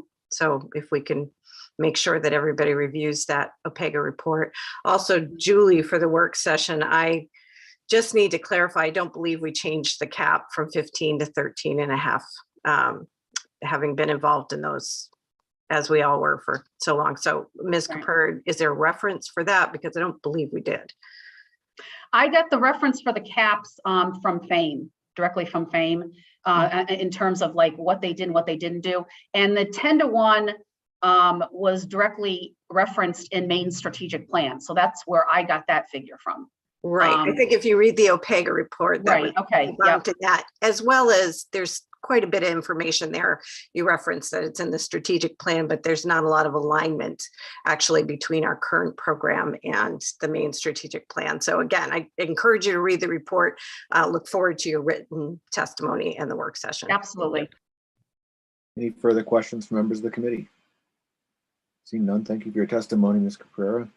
We don't have anybody else sign up to speak in opposition to the bill, so we'll now go to testimony from those speaking neither for nor against the bill, beginning with Joe Powers, followed by Joshua Henry. Welcome, Mr. Powers. Thank you, Senator Chipman. Good morning. I guess it's still just barely morning. Senator Chipman, Representative Terry, and distinguished members of the Joint Standing Committee on Taxation. My name is Joe Powers. I am the Managing Director of the Small Enterprise Growth Fund, otherwise known as Maine Venture Fund. I live in Portland. I'm here to testify neither for nor against LD 1941, an act to clarify and update the Maine Seed Capital Tax Credit Program. The Seed Capital Tax Credit Program has been extremely helpful to Maine's innovation-based startup community, which I see from my perch at Maine Venture Fund, which is Maine's venture capital fund. We support Maine companies by investing seed capital to help them grow and add jobs in Maine. And while Maine Venture Fund doesn't benefit from the credit ourselves as a quasi-governmental body, almost all of our companies do. By last count, 26 of the 29 Maine companies in our current portfolio have benefited from the credit. And I expect you'll hear testimony from a few of those leaders, perhaps later today, perhaps in the written testimony. So overall, this proposal to once again modify the seed capital program is doubtlessly rooted in a good faith effort to help improve the program, but several of the specific proposals may well contradict that goal. There are several areas of concern that I'll highlight here. First, in general, efforts to improve the program have led to several changes over the past few years, as has been mentioned previously. This just generally makes it difficult for companies to plan and set expectations, and eventually leaving the credit structure unchanged for the sake of consistency and predictability will be helpful. Second, a reduction in the credit from 40 to 30% would be, I think, as also has been mentioned, much less psychologically motivating for investors. They would probably revert to investing as if there were no credit at all. And in other words, 30% is generally not enough to tip the balance for an investment decision, whereas for many investors, 40% is.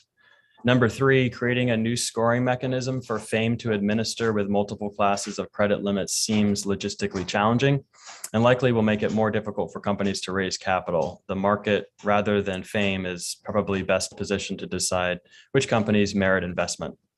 And number 4, raising the per company and lifetime limits seems to reverse a policy decision to lower limits just last year. We had discussed that as well earlier. And although the credit program was not drawn down fully this past year, that lower limit will likely be important to leave in place as economic activity improves and the program is more well utilized over time. This would spread the credit out and give more companies the opportunity to benefit. So with that, I thank the committee for this opportunity, and I am happy to answer any questions. Questions from members of the committee?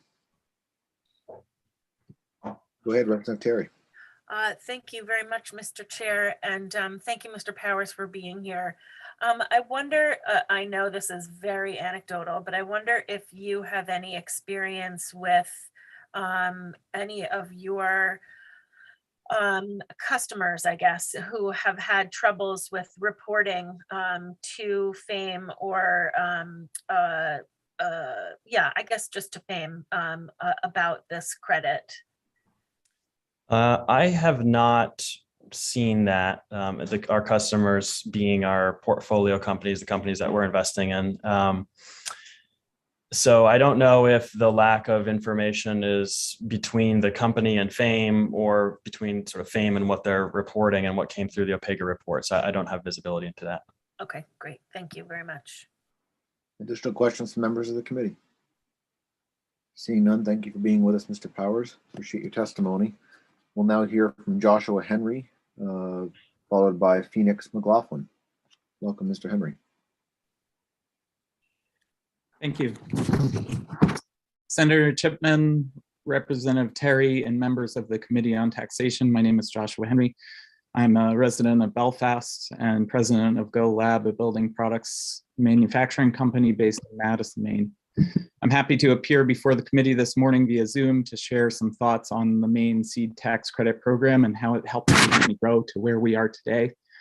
Last month, Go Lab held a groundbreaking event in Madison to celebrate $130 million of direct investment in new manufacturing in one of Maine's most important industries, forest products manufacturing, that is. That total includes $85 million in bond financing and more than $35 million of direct equity investment. 80% of Go Lab's more than 100 equity investors are Maine residents, many of whom have taken advantage of the up to $2 million in tax credits available annually to a company under the Maine Seed Tax Credit Program. The financial challenges of a new manufacturing business must tackle to get off the ground are unique. Whether building a new facility from scratch or retrofitting an existing one, getting a plant up and running requires an enormous amount of upfront capital. Without the financial incentive offered by the Maine Seed Tax Credit Program, Go Lab would not have been able to raise the overall amount of equity we needed to close our bond financing and move forward with our plans to renovate the mill in Madison and begin making wood fiber insulation there. In our experience, the Maine Seed Tax Credit Program is the single most important and successful motivator of private investment in the state.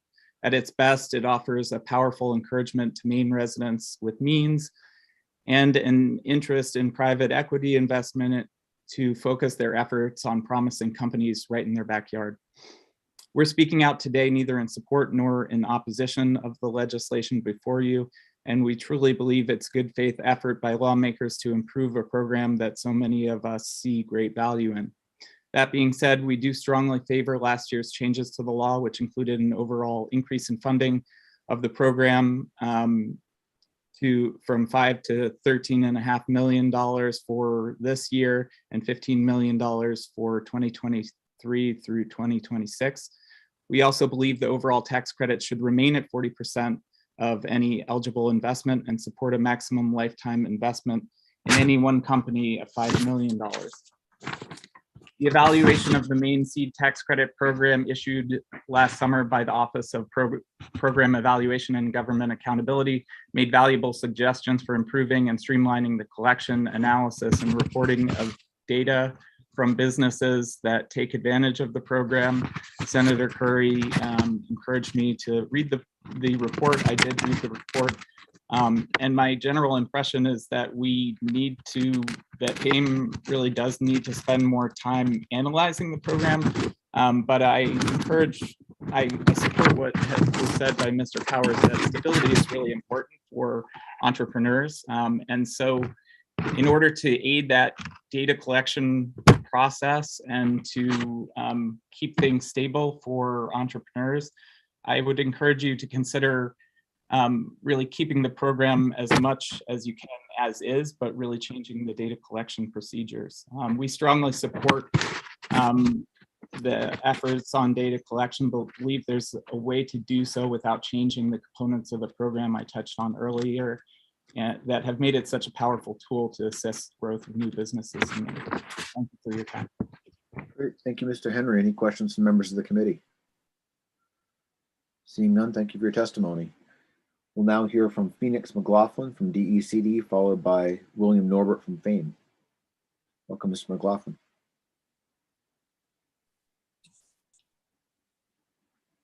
Thank you. Senator Chipman, Representative Terry, and distinguished members of the Committee on Taxation. My name is Phoenix McLaughlin, and I am the Tax Incentive Policy Manager for the Department of Economic and Community Development. I am here today to testify neither for nor against LD 1941. The seed capital tax credit is a longstanding program that plays an important role in attracting investment capital for new and expanding Maine businesses. This bill makes a number of changes in line with the Office of Program Evaluation and Government Accountability's review of the program published last August. OPEGA did a thorough job as always, and DECD supports the sponsor's effort to put some of the suggested improvements into statute. We defer to the Finance Authority of Maine, the administrators of the program, on the particularities of the many adjustments this bill would make to the reporting requirements and other changes. However, I do want to note our department's concern with the provision lowering the credit percentage from 40% to 30%. As you may recall, the credit percentage was lowered from 50% to 40% as of April 2020, which was discussed a few times now. The change that our department supported, making a major adjustment to the credit value again less than 2 years since the last revision took effect, is something we would be concerned about regardless of the size of the proposed change. Equally important to having attractive incentives is having reliable incentives. Indeed, one of the 7 strategies of the Maine Economic Development Strategy is to maintain a stable business environment. And that implies avoiding major changes to a popular program in a short time period.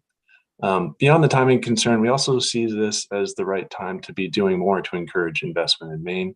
Our economy is changing, and just as the state will be making major investments using recovery funds, we want to do everything we can to spur the private sector to make major investments in emerging opportunities. The seed capital tax credit is one of the few incentive programs Maine has that leads other states, and this is a time to maintain that lead as we position ourselves to adapt to economic trends. The current credit rate of 40% puts Maine in the top quarter of states with similar incentives, but is not unusual. Of the 24 states OPEGA listed in their report, 7 have similar credits that go up to 40% or higher.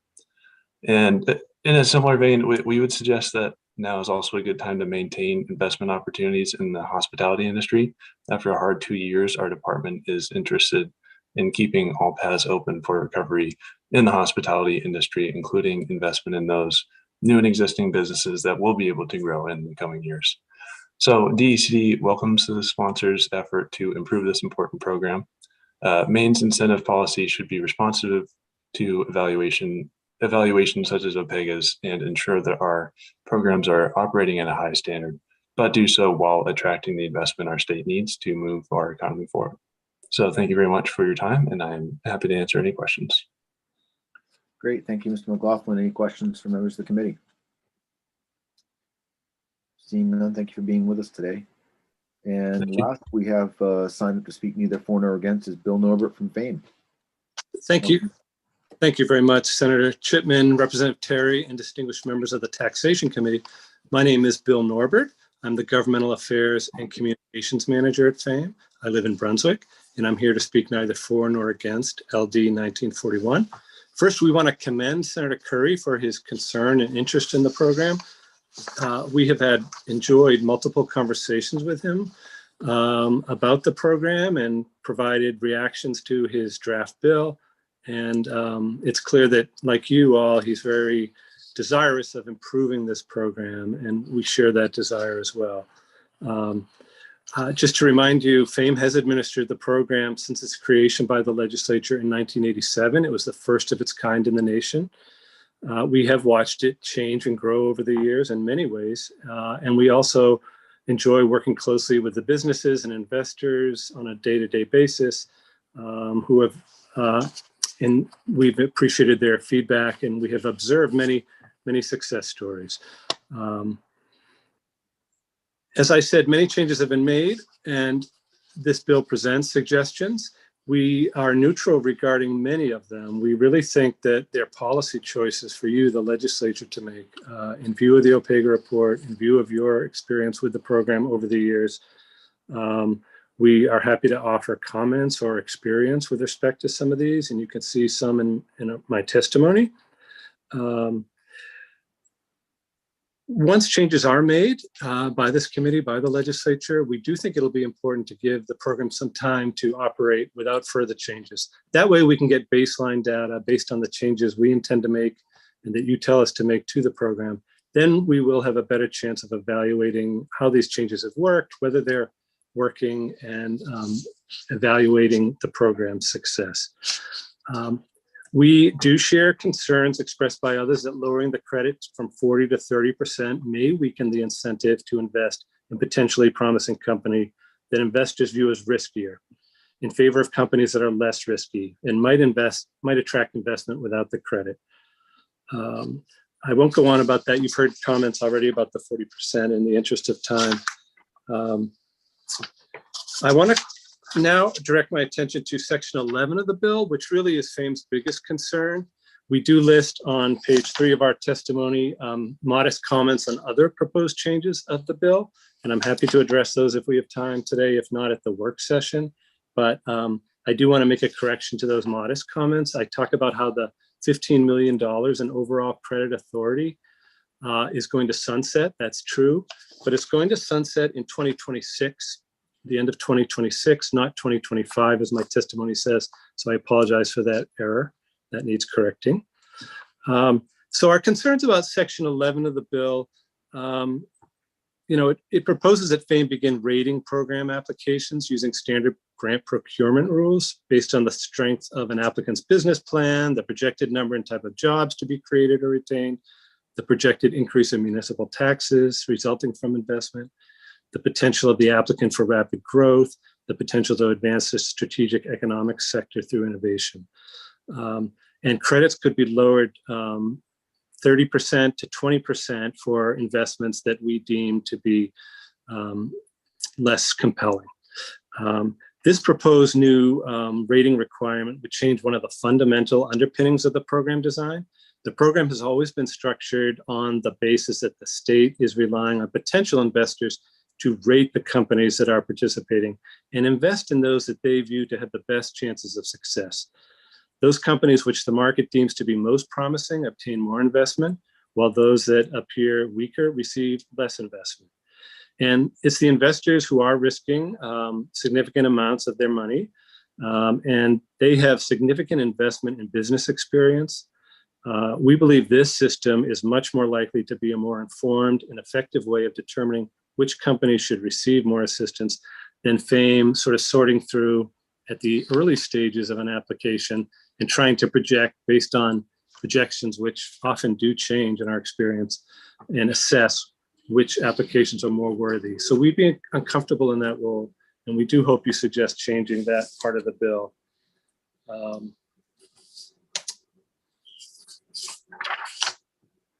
Again, on page 3 are listed various modest comments about the program, the other changes. And in the interest of time, as I said, I'm not going to go through each of these. I would just, again, we look forward to working with you at the work session to make sure the alignment of some of the specific dates comport with how the program works with the tax year. And of course, we're always happy to work with you and other stakeholders to analyze the program. We just think that such a work group, following 2 years of a kind of work group that we've been involved in through the OPEGA GOC process, it might be premature. That work group's work might want to wait until the sunset in 2026 after we have some time to assess some of the changes. And with that, I will be happy to answer any of your questions, and I thank you for your consideration. Excellent question from Representative Terry. Thank you, Mr. Chair, and thank you, Mr. Norbert, for being here and for paying such close attention to that GOC report. Just for basic knowledge for the committee, I was at that meeting when OPEGA presented their report, and there were definitely some issues that were risen. I had a conversation with Mr. Norbert following that about what can we do to help with that. And we talked then, Mr. Norbert, about making some changes in the data collection and the reporting. And my question to you is, without this bill in front of us, are you able to collect the data that will be needed to assess the program as it is now? Because the GOC report was really, really kind of focused on what the report was, not necessarily prior, but, up until these new changes that just happened in 2020.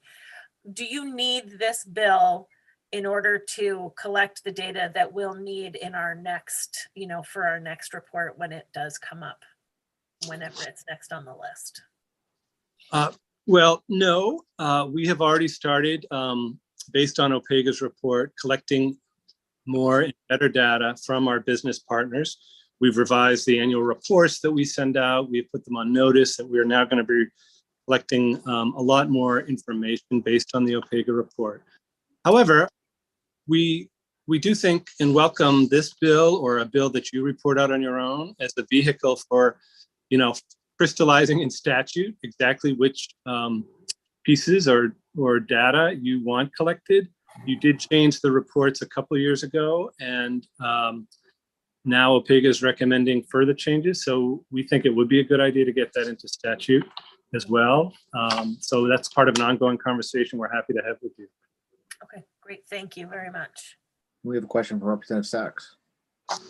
Thank you, Mr. Chair. Hi, Mr. Norbert. Nice to see you again. Nice to see you. So the question that I have just goes to one of your comments. When I spoke with folks at FAME during our last conversation around this credit, they had stated that they simply, it's first come, first serve, which was one of the struggles with the cap. There's no evaluation whatsoever. Have you known of any company that has been not invested in who has been approved for this seed tax credit? Yes, that happens sometimes. Sometimes companies' plans change, and we approve initially that they're eligible to receive investment, and yet it doesn't happen. Either they're unable to get the investors or their plans change. That happens occasionally. Okay. And so, but we don't know if that's because it's either riskier or non-riskier or because of the size of the credit that's given. Is that correct? I'm commenting based on some of your comments today. No. It could be for that. It could be for completely unrelated reasons. Right. And so I think that's where I'm struggling a bit with your current testimony. And I look forward to really delving in the weeds, as I'm known to do, around your testimony.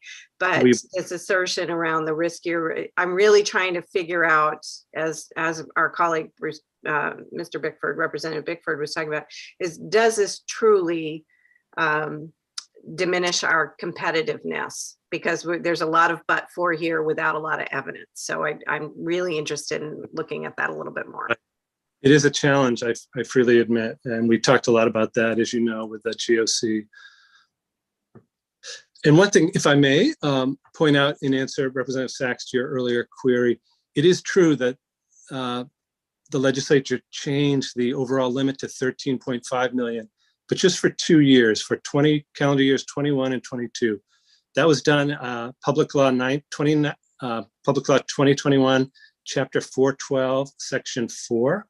And you might recall, remember there was a bill, Go Labs was involved and others, but it came toward the end of last session and we were down in tax. And basically it was sort of the grandfathered companies that had sort of gained prior approval for the prior limit, but time ran out. And so in order to deal with the fiscal issue of that, you allowed them to qualify for the prior rules in place and the limit that was higher, 5 million, 6 million.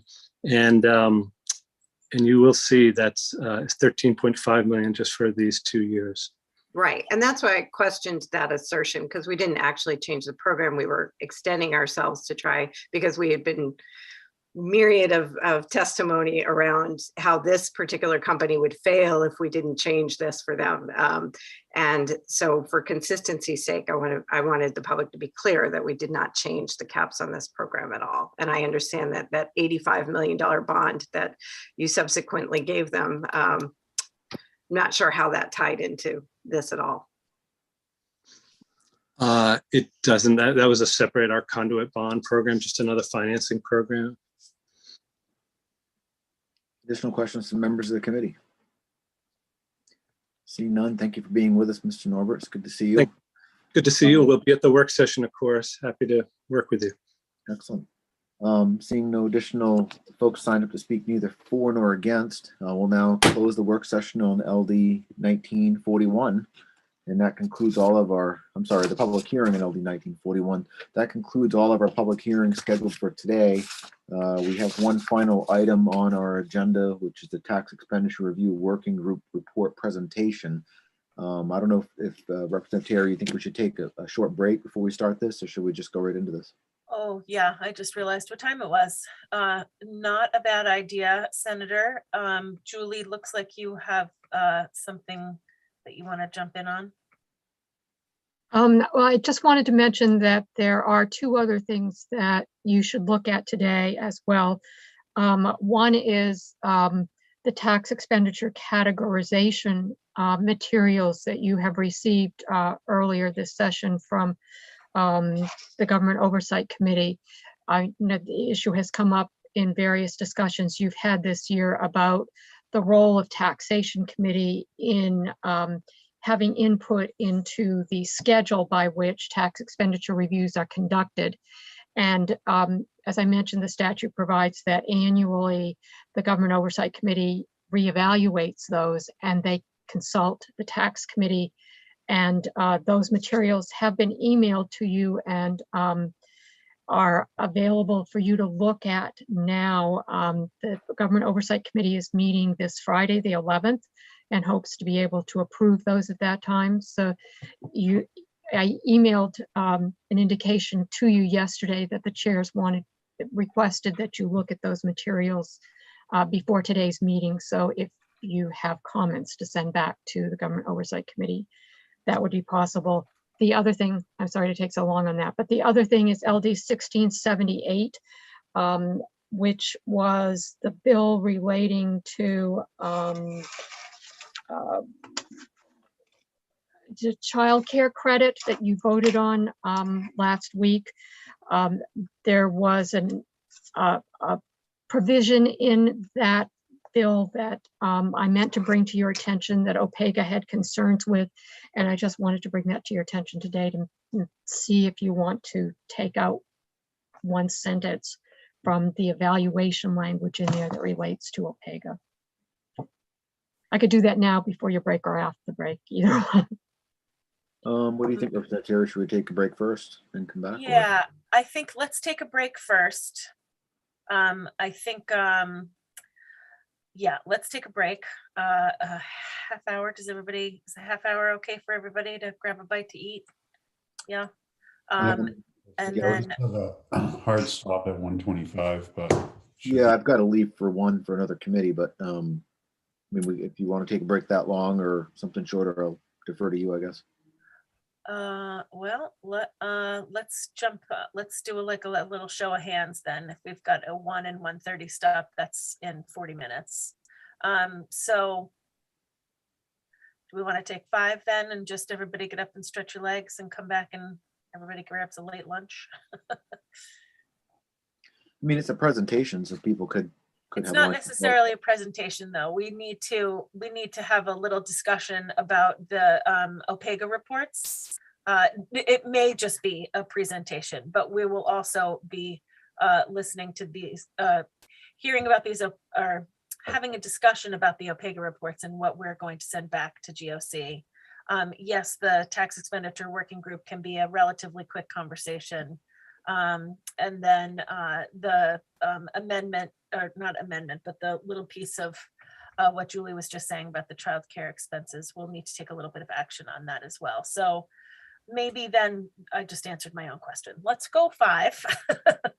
Everybody just stretch their legs for a second, then we'll come right back and get this work done and try to get it done before 1 o'clock, before you have to leave, Senator.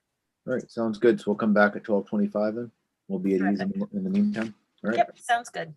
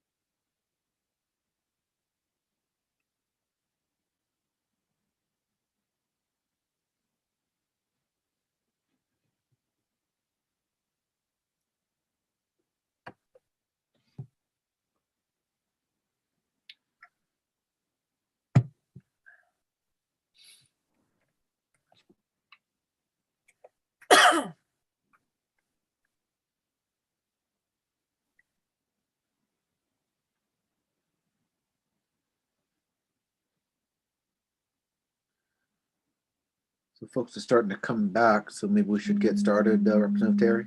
Yeah, sounds great. Excellent. So we'll now start our tax expenditure review working group report presentation. And who's making the presentation? Do we know?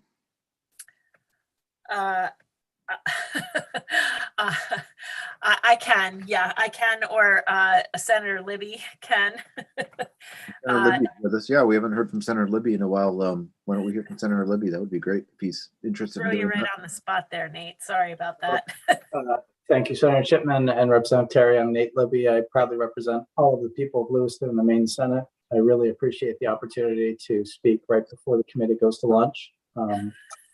That's a nice place to be. So I'll Good try. afternoon, Senator Libby. Did you just Good get up? afternoon. Good afternoon, everyone. So I will try to keep this brief. I apologize for the congestion, but the tax expenditure working group met over the summer when everyone was enjoying the sunshine. We were sitting on Zoom calls, hammering out some, we think, effective changes to our process to help improve the expenditure process itself, help give taxation committee members information and tools they need to make decisions on policy proposals closer to in the moment than what we're used to. The recommendations that the group came up with, I'm proud to say, were consensus positions, unanimous positions of the Democrats and Republicans from the GOC and the tax committee who are working together on this. We really appreciate the staff support from Julie in particular. She spent a ton of time corralling all of this, pushing us to question our assumptions and recommendations when things weren't making sense. So we appreciate her efforts there. We also had contributions from OPEGA staff, Lucian Nixon, among others, and that was very helpful as well. So I would just like to give a very brief overview of what we're recommending. The next step in this process is going to be a bill that will be heard in tax that seeks to implement the recommendations that are contained here. The report itself was emailed to you, I think earlier, so please check your inbox for reference. Let me just get caught up with what I was saying and pull up the report. Okay, so number one, Is we found that. there a way you could share that on your screen, or does Julie have that? I can do that. That'd be great, just to kind of, as Senator Libby walks us through it, to have that on the screen. Yep, just give me 1 second to pull it up. Okay. I'm happy to share it, and it might be easier if I share it. Oh, so sure. I can move it as I go. Yeah, sure, Nate, go ahead. Sorry to interrupt you, Senator Libby. I have confidential documents up that I'm just removing from my screen. So now we're good to go. Oh, what a day. All right, so number one is we identified that a number of our tax credits do have evaluation parameters, which is a good thing. It helps OPEGA conduct a review and come up with conclusions. But we have a number of tax credits that have no evaluation criteria. So it really becomes difficult when data has not been collected and evaluation criteria have not been set. And what I mean by that is like jobs created, taxes generated, those kinds of things. If a tax credit doesn't have that in statute, it's hard for OPEGA to do the analysis. So we propose establishing a work group that will meet this summer to go through the process of reviewing those tax credits where there are no evaluation parameters and recommending legislation for the 1/31st to create that in statute. The second recommendation, and I know the taxation committee members will appreciate this, but you remember the feeling when another policy committee creates a tax break and it flows through the House and Senate, and then tax committee members sort of pick up on that fact. It's frustrating when other committees kind of dip into our jurisdiction, because we try to have the whole picture view, whereas other committees that might think a tax incentive for this policy is a good idea, they don't have the view that we have. So we proposed a structure where Taxation Committee is going to have a new function, which is to sort of vet any new tax breaks that other policy committees come up with. We will have a chance to review it before it moves to the House and Senate. And it's modeled after, it's loosely modeled after how the Judiciary Committee reviews, FOA exemptions and things like that. It's also similar to how the Criminal Justice Committee reviews bills that create new penalties and crimes. So I think this is one that makes a lot of sense, and hopefully will allow Taxation Committee to truly serve that policy committee role, across committees. The next recommendation here, limited analysis projects. We pitched this idea to OPEGA as a way to deal with sort of the perennial issues that tax faces during a session, where tax wants to know from an independent source how a proposed tax break works in other states, or whether there's data to suggest that this new idea has merit. There are often times where Taxation Committee members are asking, can OPEGA look into this, great new tax program for widgets that's been proposed by a lawmaker and has support of the business community and the lobby and all of that. Tax often looks to OPEGA to say, hey, can you give us any data on this? And OPEGA says, usually no, we've got a set schedule for tax expenditure review. We have limited staff. We can't produce what you want in a 2, 3, or 4 week time period. What we're proposing here is a new mechanism, which is called limited analysis project, where tax would have the opportunity twice a session rather, to ask OPEGA to evaluate a new incentive or provide some very rudimentary information and data collection on a proposed new incentive.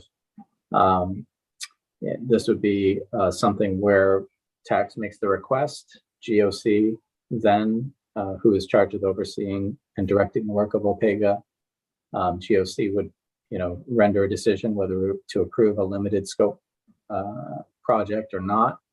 There'd be up to 2 a year that could be requested. And the idea is that OPEGA would take 3 or 4 weeks, gather as much information as they can, as quickly as they can, that is objective and independent, and return that to Tax Committee in the form of a report. I call them super quick reviews, but the idea is that hopefully going forward, Tax could have access to a panel of independent analysts who can go fetch information from other states, primarily relatively quickly, sort of as a supplement. It goes above and beyond what the analyst for the Taxation Committee is capable of gathering, given the workload that they have. So that's, I think, a great new recommendation. Senator Libby, if members have questions, would you prefer they ask those as we go through it, or you want to wait to the end? You're the chair. You tell me. I'll do whatever the committee would like. Well, it might be helpful so people don't have to go back through it again. If you have any questions as we go through, just raise your hand and we'll get those questions answered, so we don't have to go back to things as you go through it. We have a question for Representative Bickford. Thank you, Mr. Chair. Just a comment, Senator Libby, I did not realize that we were live when I asked you if you just got up, and I apologize for that. I had no idea. I had no sound on my laptop, so I didn't realize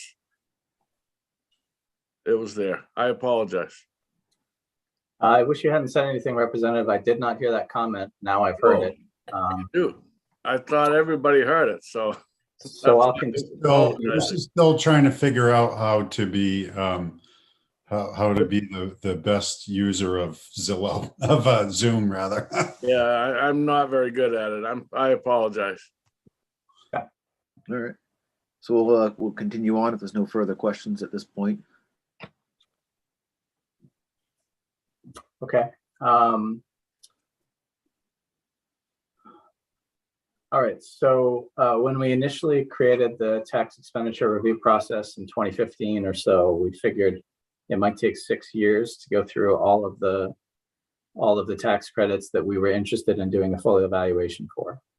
the experience over the last 5 years has demonstrated that that goal was too aggressive for the staff that we have assigned to this work. We have two options, continuing as we are and having a cycle that might stretch into 12 or 14 years, or make some changes. And so we're recommending some changes. The big changes are narrowing the full evaluation scope to primarily economic development incentives and incentives that are intended at addressing individual poverty. Those are the primary areas. I don't think evaluating the grocery staple tax exemption that's been on the books for 175 years or whatever. I don't know that that's anything the legislature is going to tweak with substantially or do away with. I don't know that that is demanding of OPEGA resources as much as some other credits like the film credit or the seed capital credit or Pine Tree zones, or those kinds of things. So narrowing down that scope and then trying to remove some of the duplicative work that exists right now between MRS and OPEGA. We noted that the Red Book provides some very basic information on every tax expenditure we have, and that's very useful to policymakers. The so-called expedited review provides very limited information on most tax expenditures. And we found that they're more or less the same document. There are differences, but we should really just consolidate that work. And I believe we recommended that MRS take the Red Book process and add a few pieces to it. And that sort of simplifies that component of the work. It may open up a little bit of staff resource at the OPEGA level to help with the other tax expenditure work. We recommended that Maine Revenue Service go a little bit further in a few of these tax credits, particularly ones where individual taxpayers may benefit, and the intent is to address poverty. We would like to have a better sense of the take rate of those programs. It's sort of outside of our scope, but it was of interest to a bipartisan group of working group members to try to get a sense of how many people took advantage of the property tax fairness credit in 2020, and then how many people could have taken advantage but did not. And we felt like that might be good information to try to include in the Red Book as well. As I noted, I've been hearing for years, tax really would like to have OPEGA resources deployed in the moment to help evaluate bills before the tax committee, and our middle ground was to create the super fast review or the limited analysis projects. And to accomplish that and to speed up the review process generally, we felt that OPEGA does need more staff support to accomplish their charge. We had testimony from Pew that suggested of the states that conduct these tax expenditure reviews, Maine is in the bottom third of states in terms of how they staff this office. I don't know if I said that very clearly, but we do not staff the tax expenditure review process as robustly as most of the other states that do this. And so we recommended at least one additional full-time staff position at OPEGA to help expedite this work and to be responsive to taxation committee and for us to just basically do better at this work. The final, I think this is the final, we're getting near the end anyway.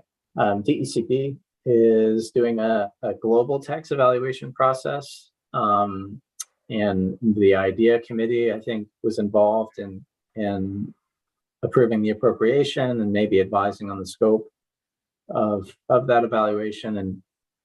And we heard from DECD at the working group level. It feels like DECD doesn't really have a strong direction of where to go with this review. I know they went out to bid for a consultant. It was in the middle of the pandemic. I don't believe they got strong responses, and so they've hit the pause button.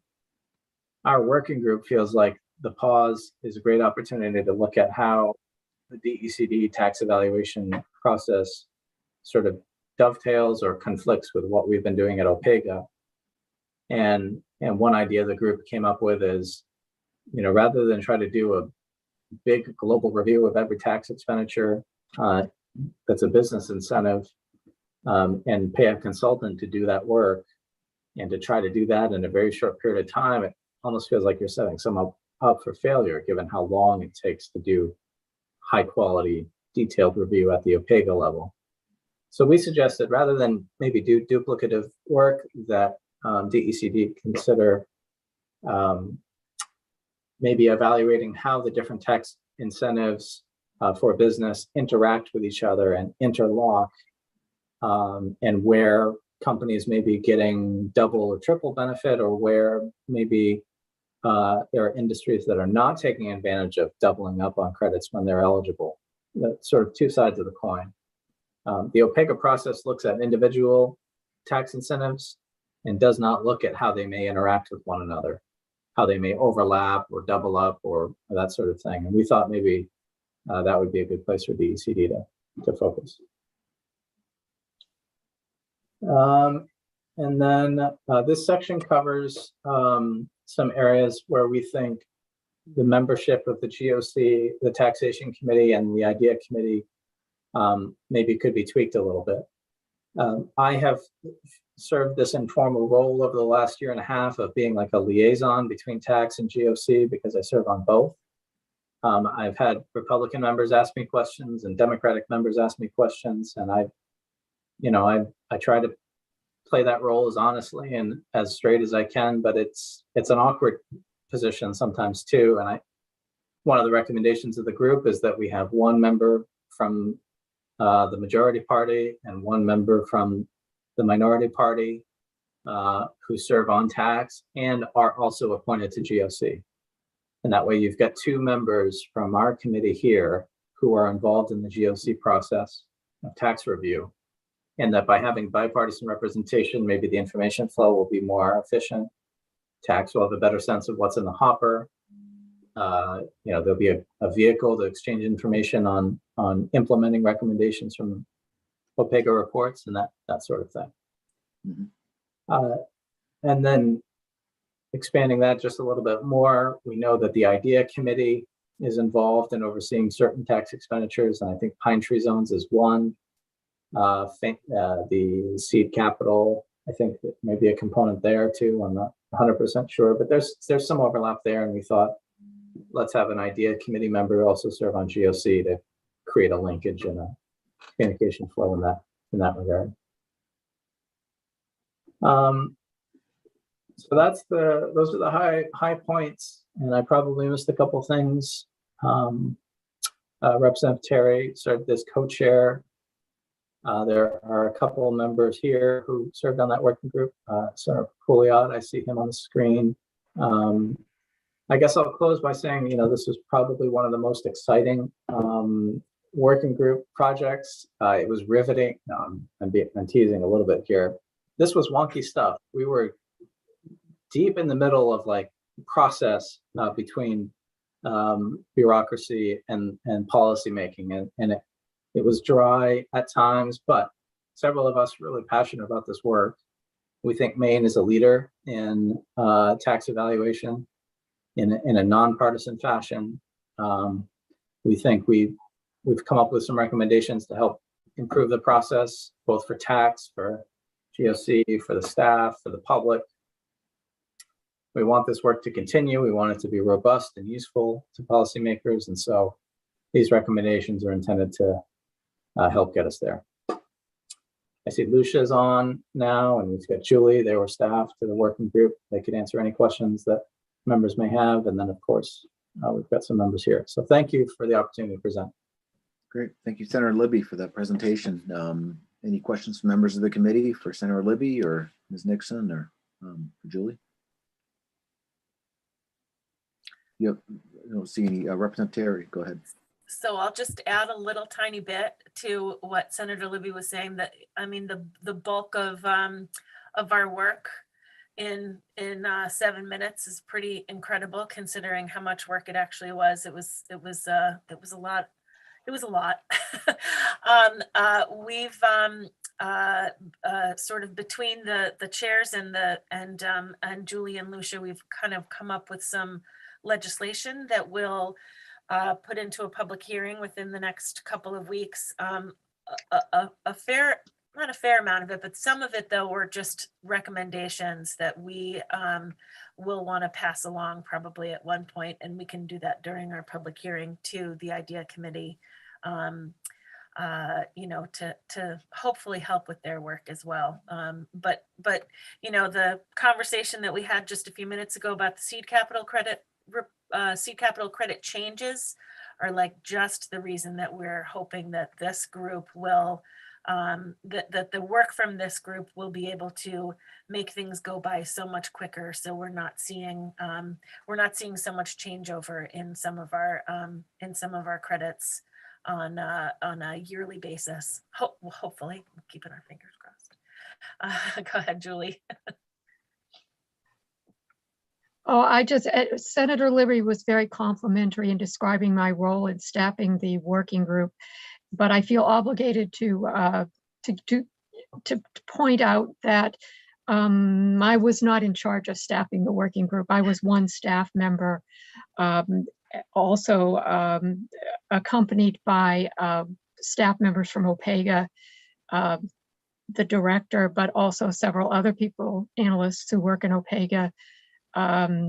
Ariel Ritchie before she left legislative service, and then followed up by Carrie Hoguera, and then overseen by Lucia Nixon, the director of OPEGA as well. So I just wanted to say it was a really good working group of staff members working together, I think, as well. We sort of shifted things off one to another. So one of us might draft something and the others would review it, and then we'd get those comments. And sometimes I would draft things and they would review it. Sometimes they would draft things and I would it worked very well, but it was equal staff effort on all parts.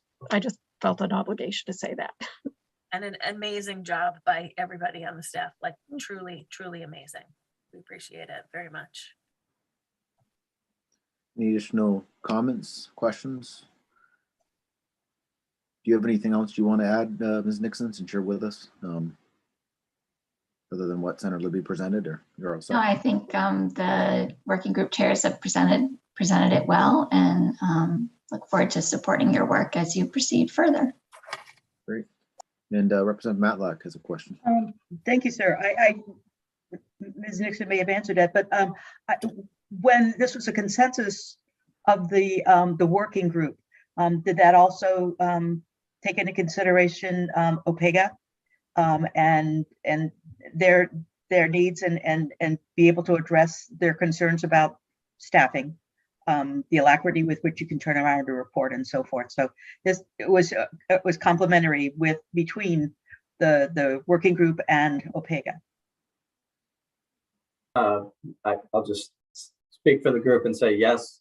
We look to OPEGA staff on all of these questions that involve their workload and their year, their timeline, what they're already required to do.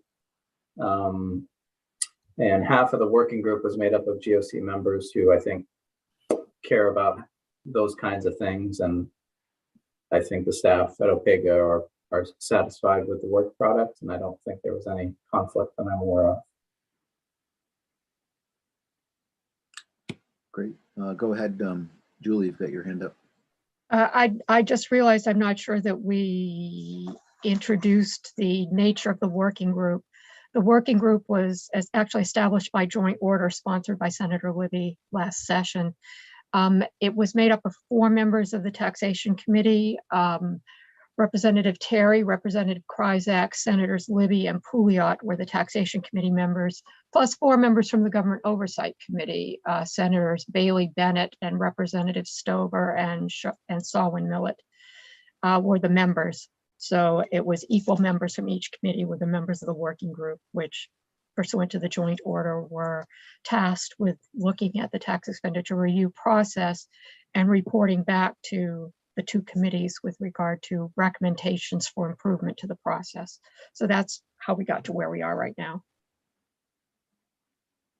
All right. So I guess that's it for the report. Anything else from Representative Terry you think we need to take up today? Is there anything else, Julie, we need to do today, or are we all set for? I think you mentioned a couple other things, right? Yes. Whoops. I don't need to put my hand up. Yes, there are the materials sent from the Government Oversight Committee with regard to categorization and scheduling of review. I have materials that I can bring up for you and sort of describe what it is that they're sending to you, and then perhaps turn it over to Lucia for any further explanation she would like to make and questions that you all might have. Should I screen share? These are the materials that were emailed to you yesterday with the request from the chairs that you look them over before today's meeting. So you may already have them printed out for yourselves, I'm not sure, but I can bring them up on the screen if that would be helpful. I think that'd be helpful, Julie. Okay, and the idea being that the Government Oversight Committee has requested your input. So to the extent you have any responses you would like to provide back to them, that's the purpose of today's exercise. Sharing. Okay.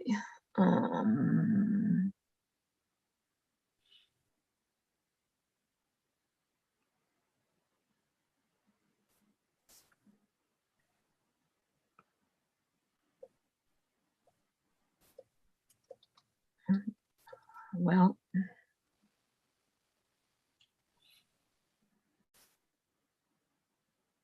the first item that is part of the materials is these are materials that OPEGA presented to the Government Oversight Committee in presenting in their discussion on their task of prioritizing. There is I'm assuming you can see this now, brief overview of remaining business incentive tax expenditures for full evaluation. There are extensive materials in these about what these provisions look like. I'm not going to go over those, but just to provide to you the assessment of OPEGA that the remaining business tax incentives for which the working group recommended giving priority to business incentives in the full evaluation category, that the ones remaining for business incentives that have not yet been reviewed are the deduction for contributions to capital construction funds for maintenance and replacement of fishing vessels, the tax benefits for media production companies, shipbuilding facility credit, frequently referred to as Bath Iron Works, major business headquarters expansion, which you enacted a few years ago, major food processing, manufacturing facilities expansion credit, and the new credit enacted last year for paper manufacturing facility investment. So those are the business items. There is also one of the things that happens that OPEGA does every year is to look at things that the legislature has enacted in the last session to identify new tax expenditures that need to be added to the list. So they have a chart, which I'm not sure, I don't know, does anybody have a question about these particular lists of business things before I drop this to share a different chart? Representative Sachs, followed by Representative Bickford. Thank you. And I'm glad you asked, Julie, because I actually wondered the sort of the purpose of this. So I reviewed it and I said, okay, these are the ones that they have remaining for full evaluation. So is the point that they're going to go to GOC and say, hey, this one, which is the media one, is fewer than, or which one was it? There's several that have 5 to 10 people affected. Is it the request of OPEGA that they don't do, which the GOC was saying, maybe we don't want to do all of these, or what is the input as the newbie on the committee? What is the input that GOC or OPEGA is looking for before they go to GOC from us? I'm going to just give a 1-sentence answer, and maybe Lucia can. I'm sure that Lucia can tell you better than I can what they're expecting. But the way the full evaluations work is that once the Government Oversight Committee comes up with a list and they approve the list, that is the order in which OPEGA does the evaluations. So the next one on their list, the one that they're working on right now, I think, is the research and expense credit, which they may have finished before the end of this session, that report. But this will add to the list the things that come next. So as soon as they finish one, they go to the list and they take the next one on the list. If, for instance, you wanted to do the shipbuilding facility credit next, you might want to recommend to them that they change the order on this list so that shipbuilding was first. So the idea, I think, with this list is the order in which the reports would be done, or perhaps there's something you think should be added. I'm not sure. Or subtracted. Lucia? Lucia, do you have something? She to has add? her hand raised, yes. Go ahead, Ms. Dixon. Sure. Thank you very much, Senator Chipman. And members of the committee, I'm pleased to be with you this afternoon, I guess it is now. Just to orient the process. So there's a statutory provision in Title III, Section 998 that requires every year the GOC, in consultation with the Taxation Committee, review and make any necessary adjustments to the review category assignments and the schedule for the upcoming reviews. And that the review category assignments place every single tax expenditure in state law into one of three categories. The first is full evaluation, the second is what's called expedited review, and the third is no evaluation. And every year, the task for the GOC and asking input from the Taxation Committee is to look at what's been enacted, repealed, or amended, and update the lists of all the categories. And then also look at what's up next in the list and just make any tweaks necessary to that. So I don't know, Julie, if you want to, or you want me to bring up the spreadsheet, it might make it easier to explain. So can everyone see the proposed adjustments to review category assignments that Julie pulled up? Yeah, I can see it. It's kind of small, but I don't know if there's a way to make it a little bit bigger. Can you just zoom a little, maybe? Yeah, the plus, yeah.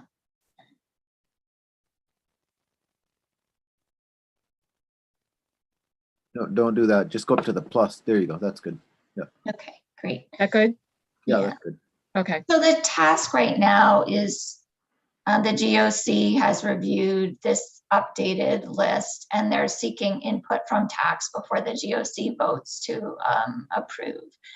And so there's really 2 pages out of this 20-page document that are of most relevance for your consideration. The first page is this proposed adjustments.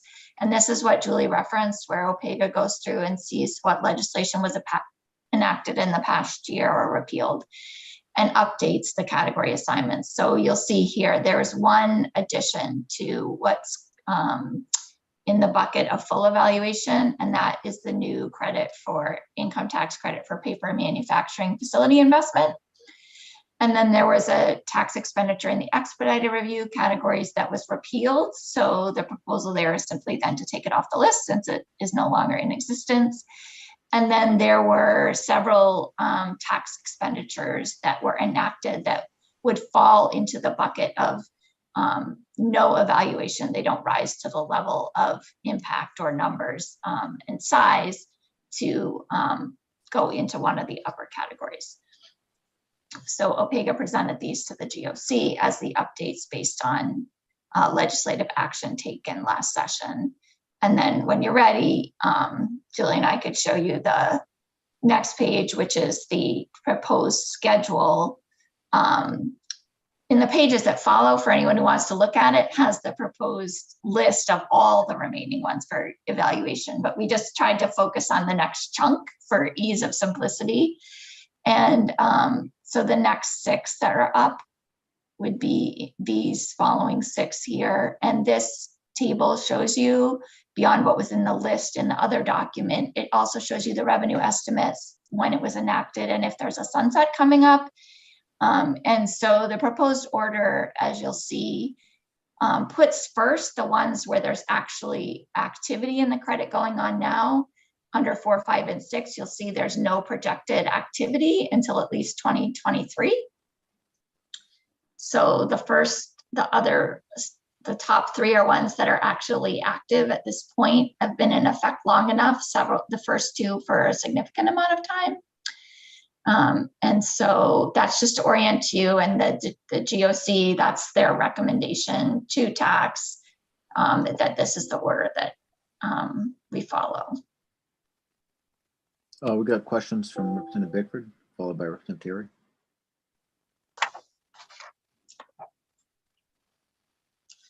I think you're on mute, Representative Bickford. Sorry about that. I think my question may have just been answered. The bottom four of these six, it seems like there really hasn't been much time involved in these being available.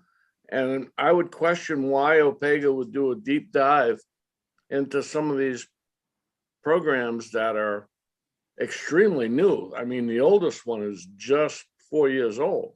Why would they have that as a top priority right now?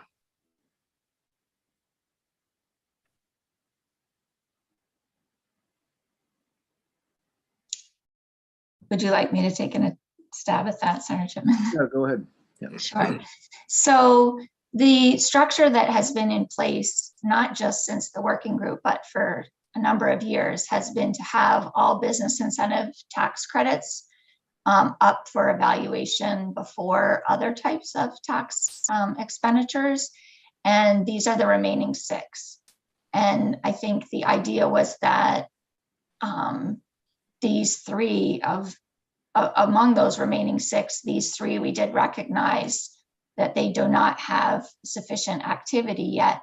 At the same time, the number 5 is scheduled for a sunset in 2024. So I think that was included here with the idea that it would need to be evaluated, or that would be valuable to the legislature to have some evaluation before the sunset. And so I think it was the GOC's sense was to keep the business incentives at the top of the list overall, and then put the 3 that have current activity above those others. And since they're not immediately on deck, there would also be time to see how that how the extent to which they're ready for evaluation before we get to it. Okay, and just to follow up, one of those, number 3, the shipbuilding facility credit, I believe we just amended that last year, maybe the year before at the latest, but I would be concerned that we're evaluating that already after we just went through an extensive public hearing and work session on that.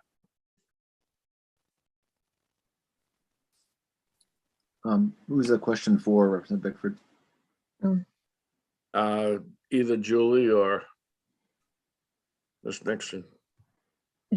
I'm going to butt in a little bit. I'm sorry. I wanted to explain with regard to the shipbuilding facility credit. It was only recently, it seems like to me like it was longer ago than 2018, but it must have been 2018, that it wasn't acted as an income tax credit. However, the provision in essentially the same format has been available as a reimbursement to shipbuilding facilities for many years now. I'm not sure how OPEGA might approach that evaluation, whether it would be looking at its existence before it was a credit or not. That's an interesting question. I don't know if we thought about that, but the incentive to the business has been available for much longer than 2018 in a similar format. It just wasn't a tax credit. It was a reimbursement thing. And it was different parameters. This particular one that is on number 3 is the one that is tied to new employment, new hires, because their workforce was retiring. Yeah, I don't remember. Yeah, you're okay. I'm sure you're right. I'm not remembering myself what the changes were. But okay. Great. Representative Terry, I know you got a question. I'm going to hand things off to you because I've got to run to another committee at this point. Okay, terrific. Thanks very much, Senator. All right, we'll see everyone Thursday. So this goes to a couple of things. Representative Bickford's question mirrors mine as well for Lucia.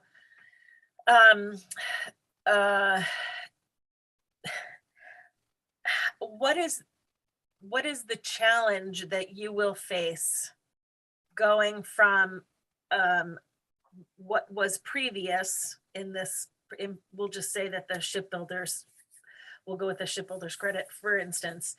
Are you able to gather current data based on a past expenditure versus what's happening now with that particular credit? And if so, what's the difficulty? Are there difficulties with that? Does that make sense? Yeah, thank you, Representative Terry. On the shipbuilding facility credit, it's our interpretation of the statute that the evaluation is a review of the credit that was enacted in 2018. Okay. That's we're evaluating the current policy that's in place and in law to determine whether there would be any changes or not to that. There is a requirement that was enacted in that statute that there be an evaluation completed by 2024. That's in the statute. So that's sort of forced to put it where it is.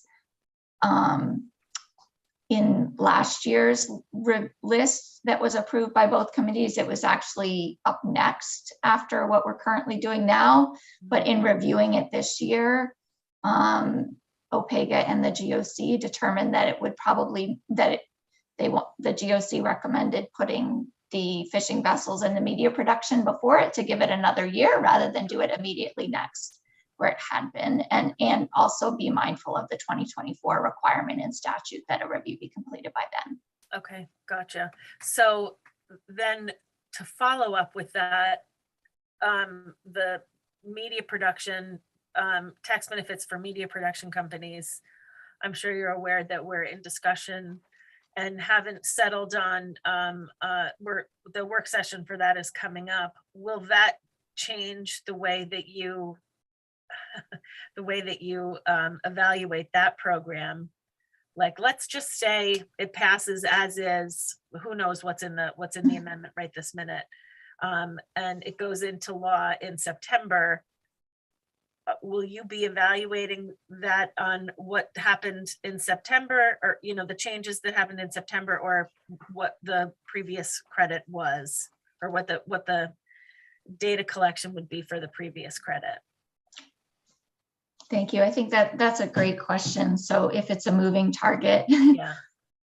So I think that is a consideration that would be made as to the significance of the changes to the credit, and what elements of the credit are changing. There would not be much, obviously, there would not be much history yet of operating if there are significant changes that are enacted. There would not be, obviously, then there wouldn't be much history. I think there is a lot of existing research about film credits in general. And there's a lot that could be gathered and provided about the history of the credit.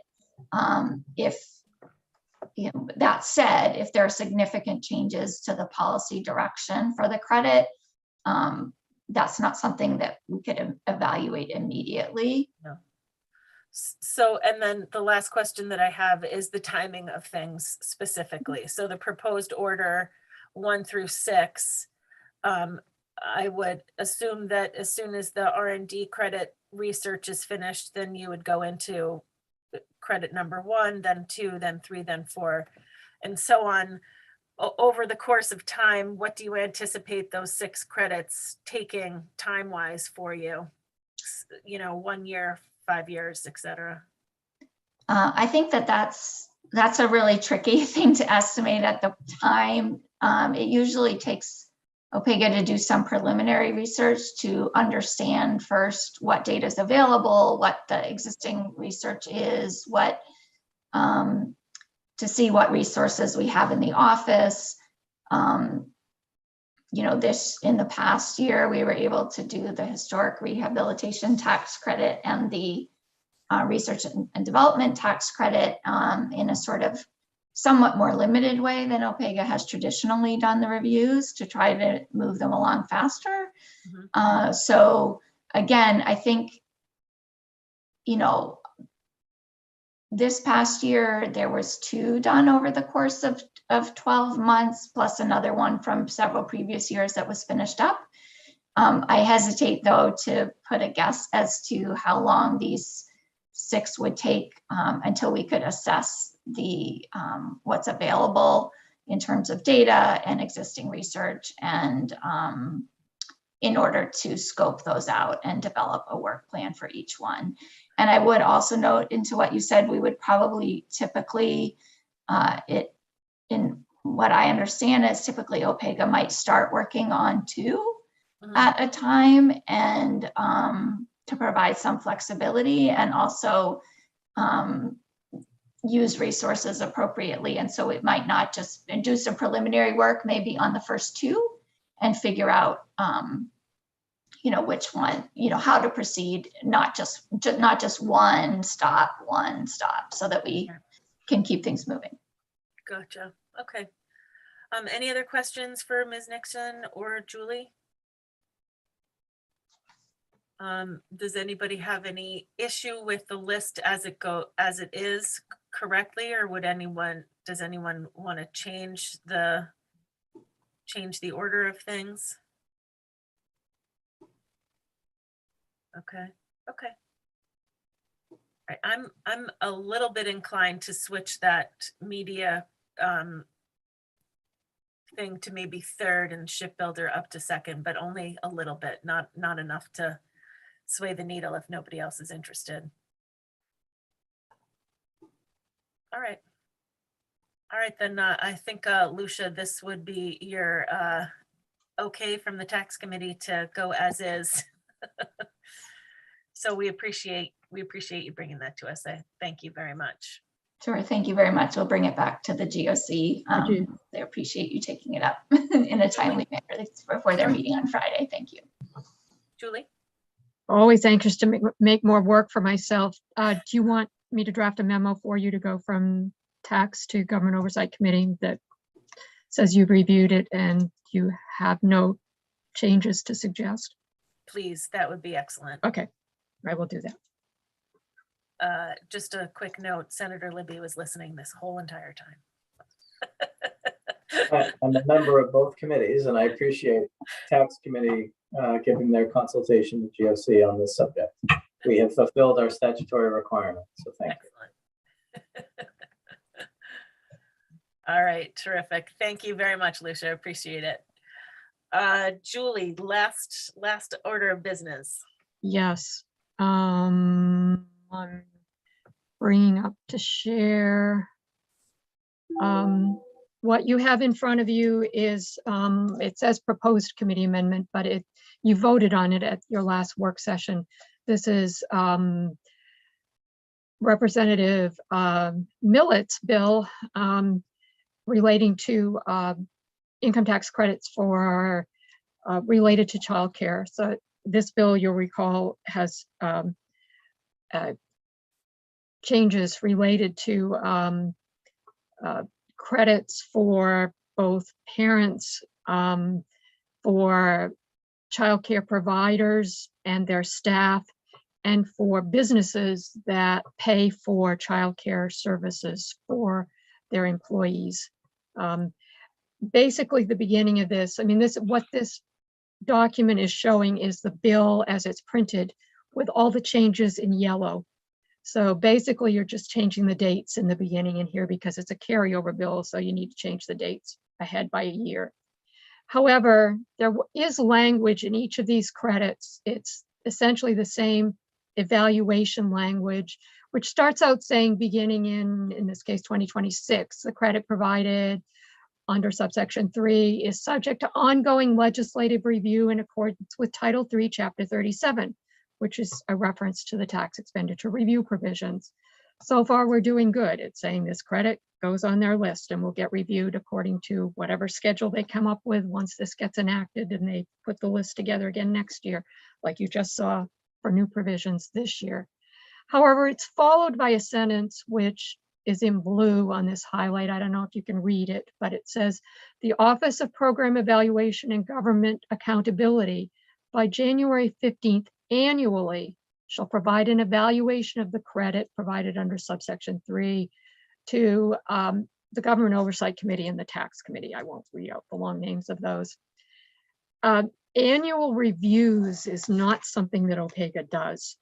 As you can see from what they provide, they do a very in-depth analysis of the experience of a program over a number of years. When you're having reports annually, you're sometimes asking DECD to report to you annually, or maybe in this case, I don't know, whoever it is over at DHHS that supervises childcare, maybe, I don't know, or Maine Revenue Services. But it shouldn't be OPEGA because it's not what they're set up to do. They can't provide you with, well, you should talk to Lucia about that. You should have her comment on it, but they're not in a position to be doing annual reviews for you. I meant to bring this up at the work session and I just got caught up in a whole bunch of things and didn't think about it till Lucia reminded me actually.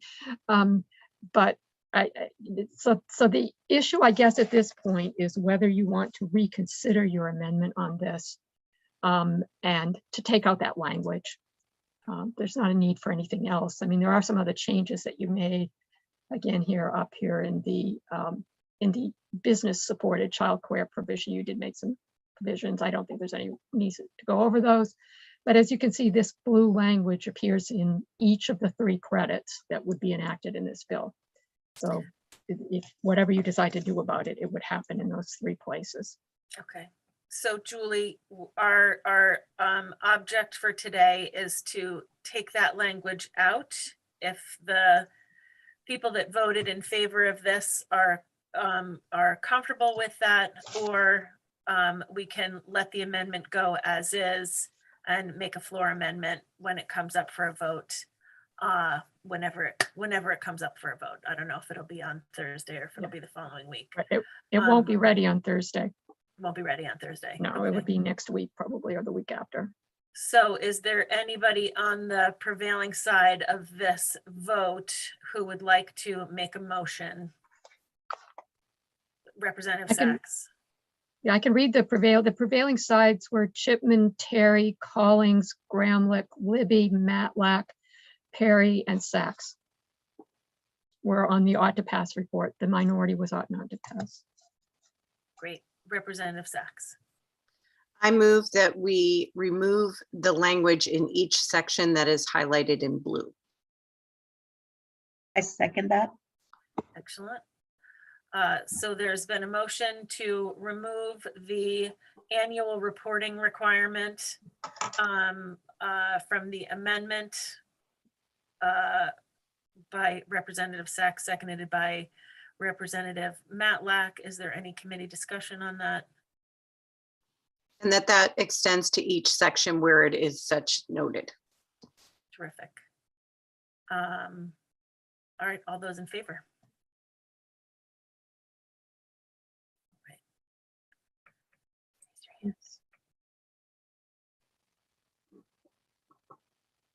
All right, hold on. You all are moving. From Terry, Sachs, Matlack, Gramlich, Libby.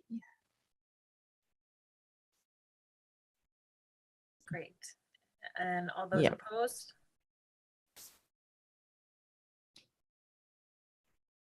Matt, you are no need to vote, Matt. We don't, right, we don't need to vote, right? Yep, correct. Thank you. Yep. Okay, terrific. I think we're all set then. Julie, do you have what you need? Yes, thank you. Okay. Sorry, I apologize for making you go through this process. I should have mentioned it last week. Okay. Lena, will you reach out to other members of the committee that voted ought to pass as amended and make sure they're aware of the change and get their vote on that? Yes, thank you. All right, terrific. I believe that's it, guys. Does anybody else have anything they want to mention for today? Impressive.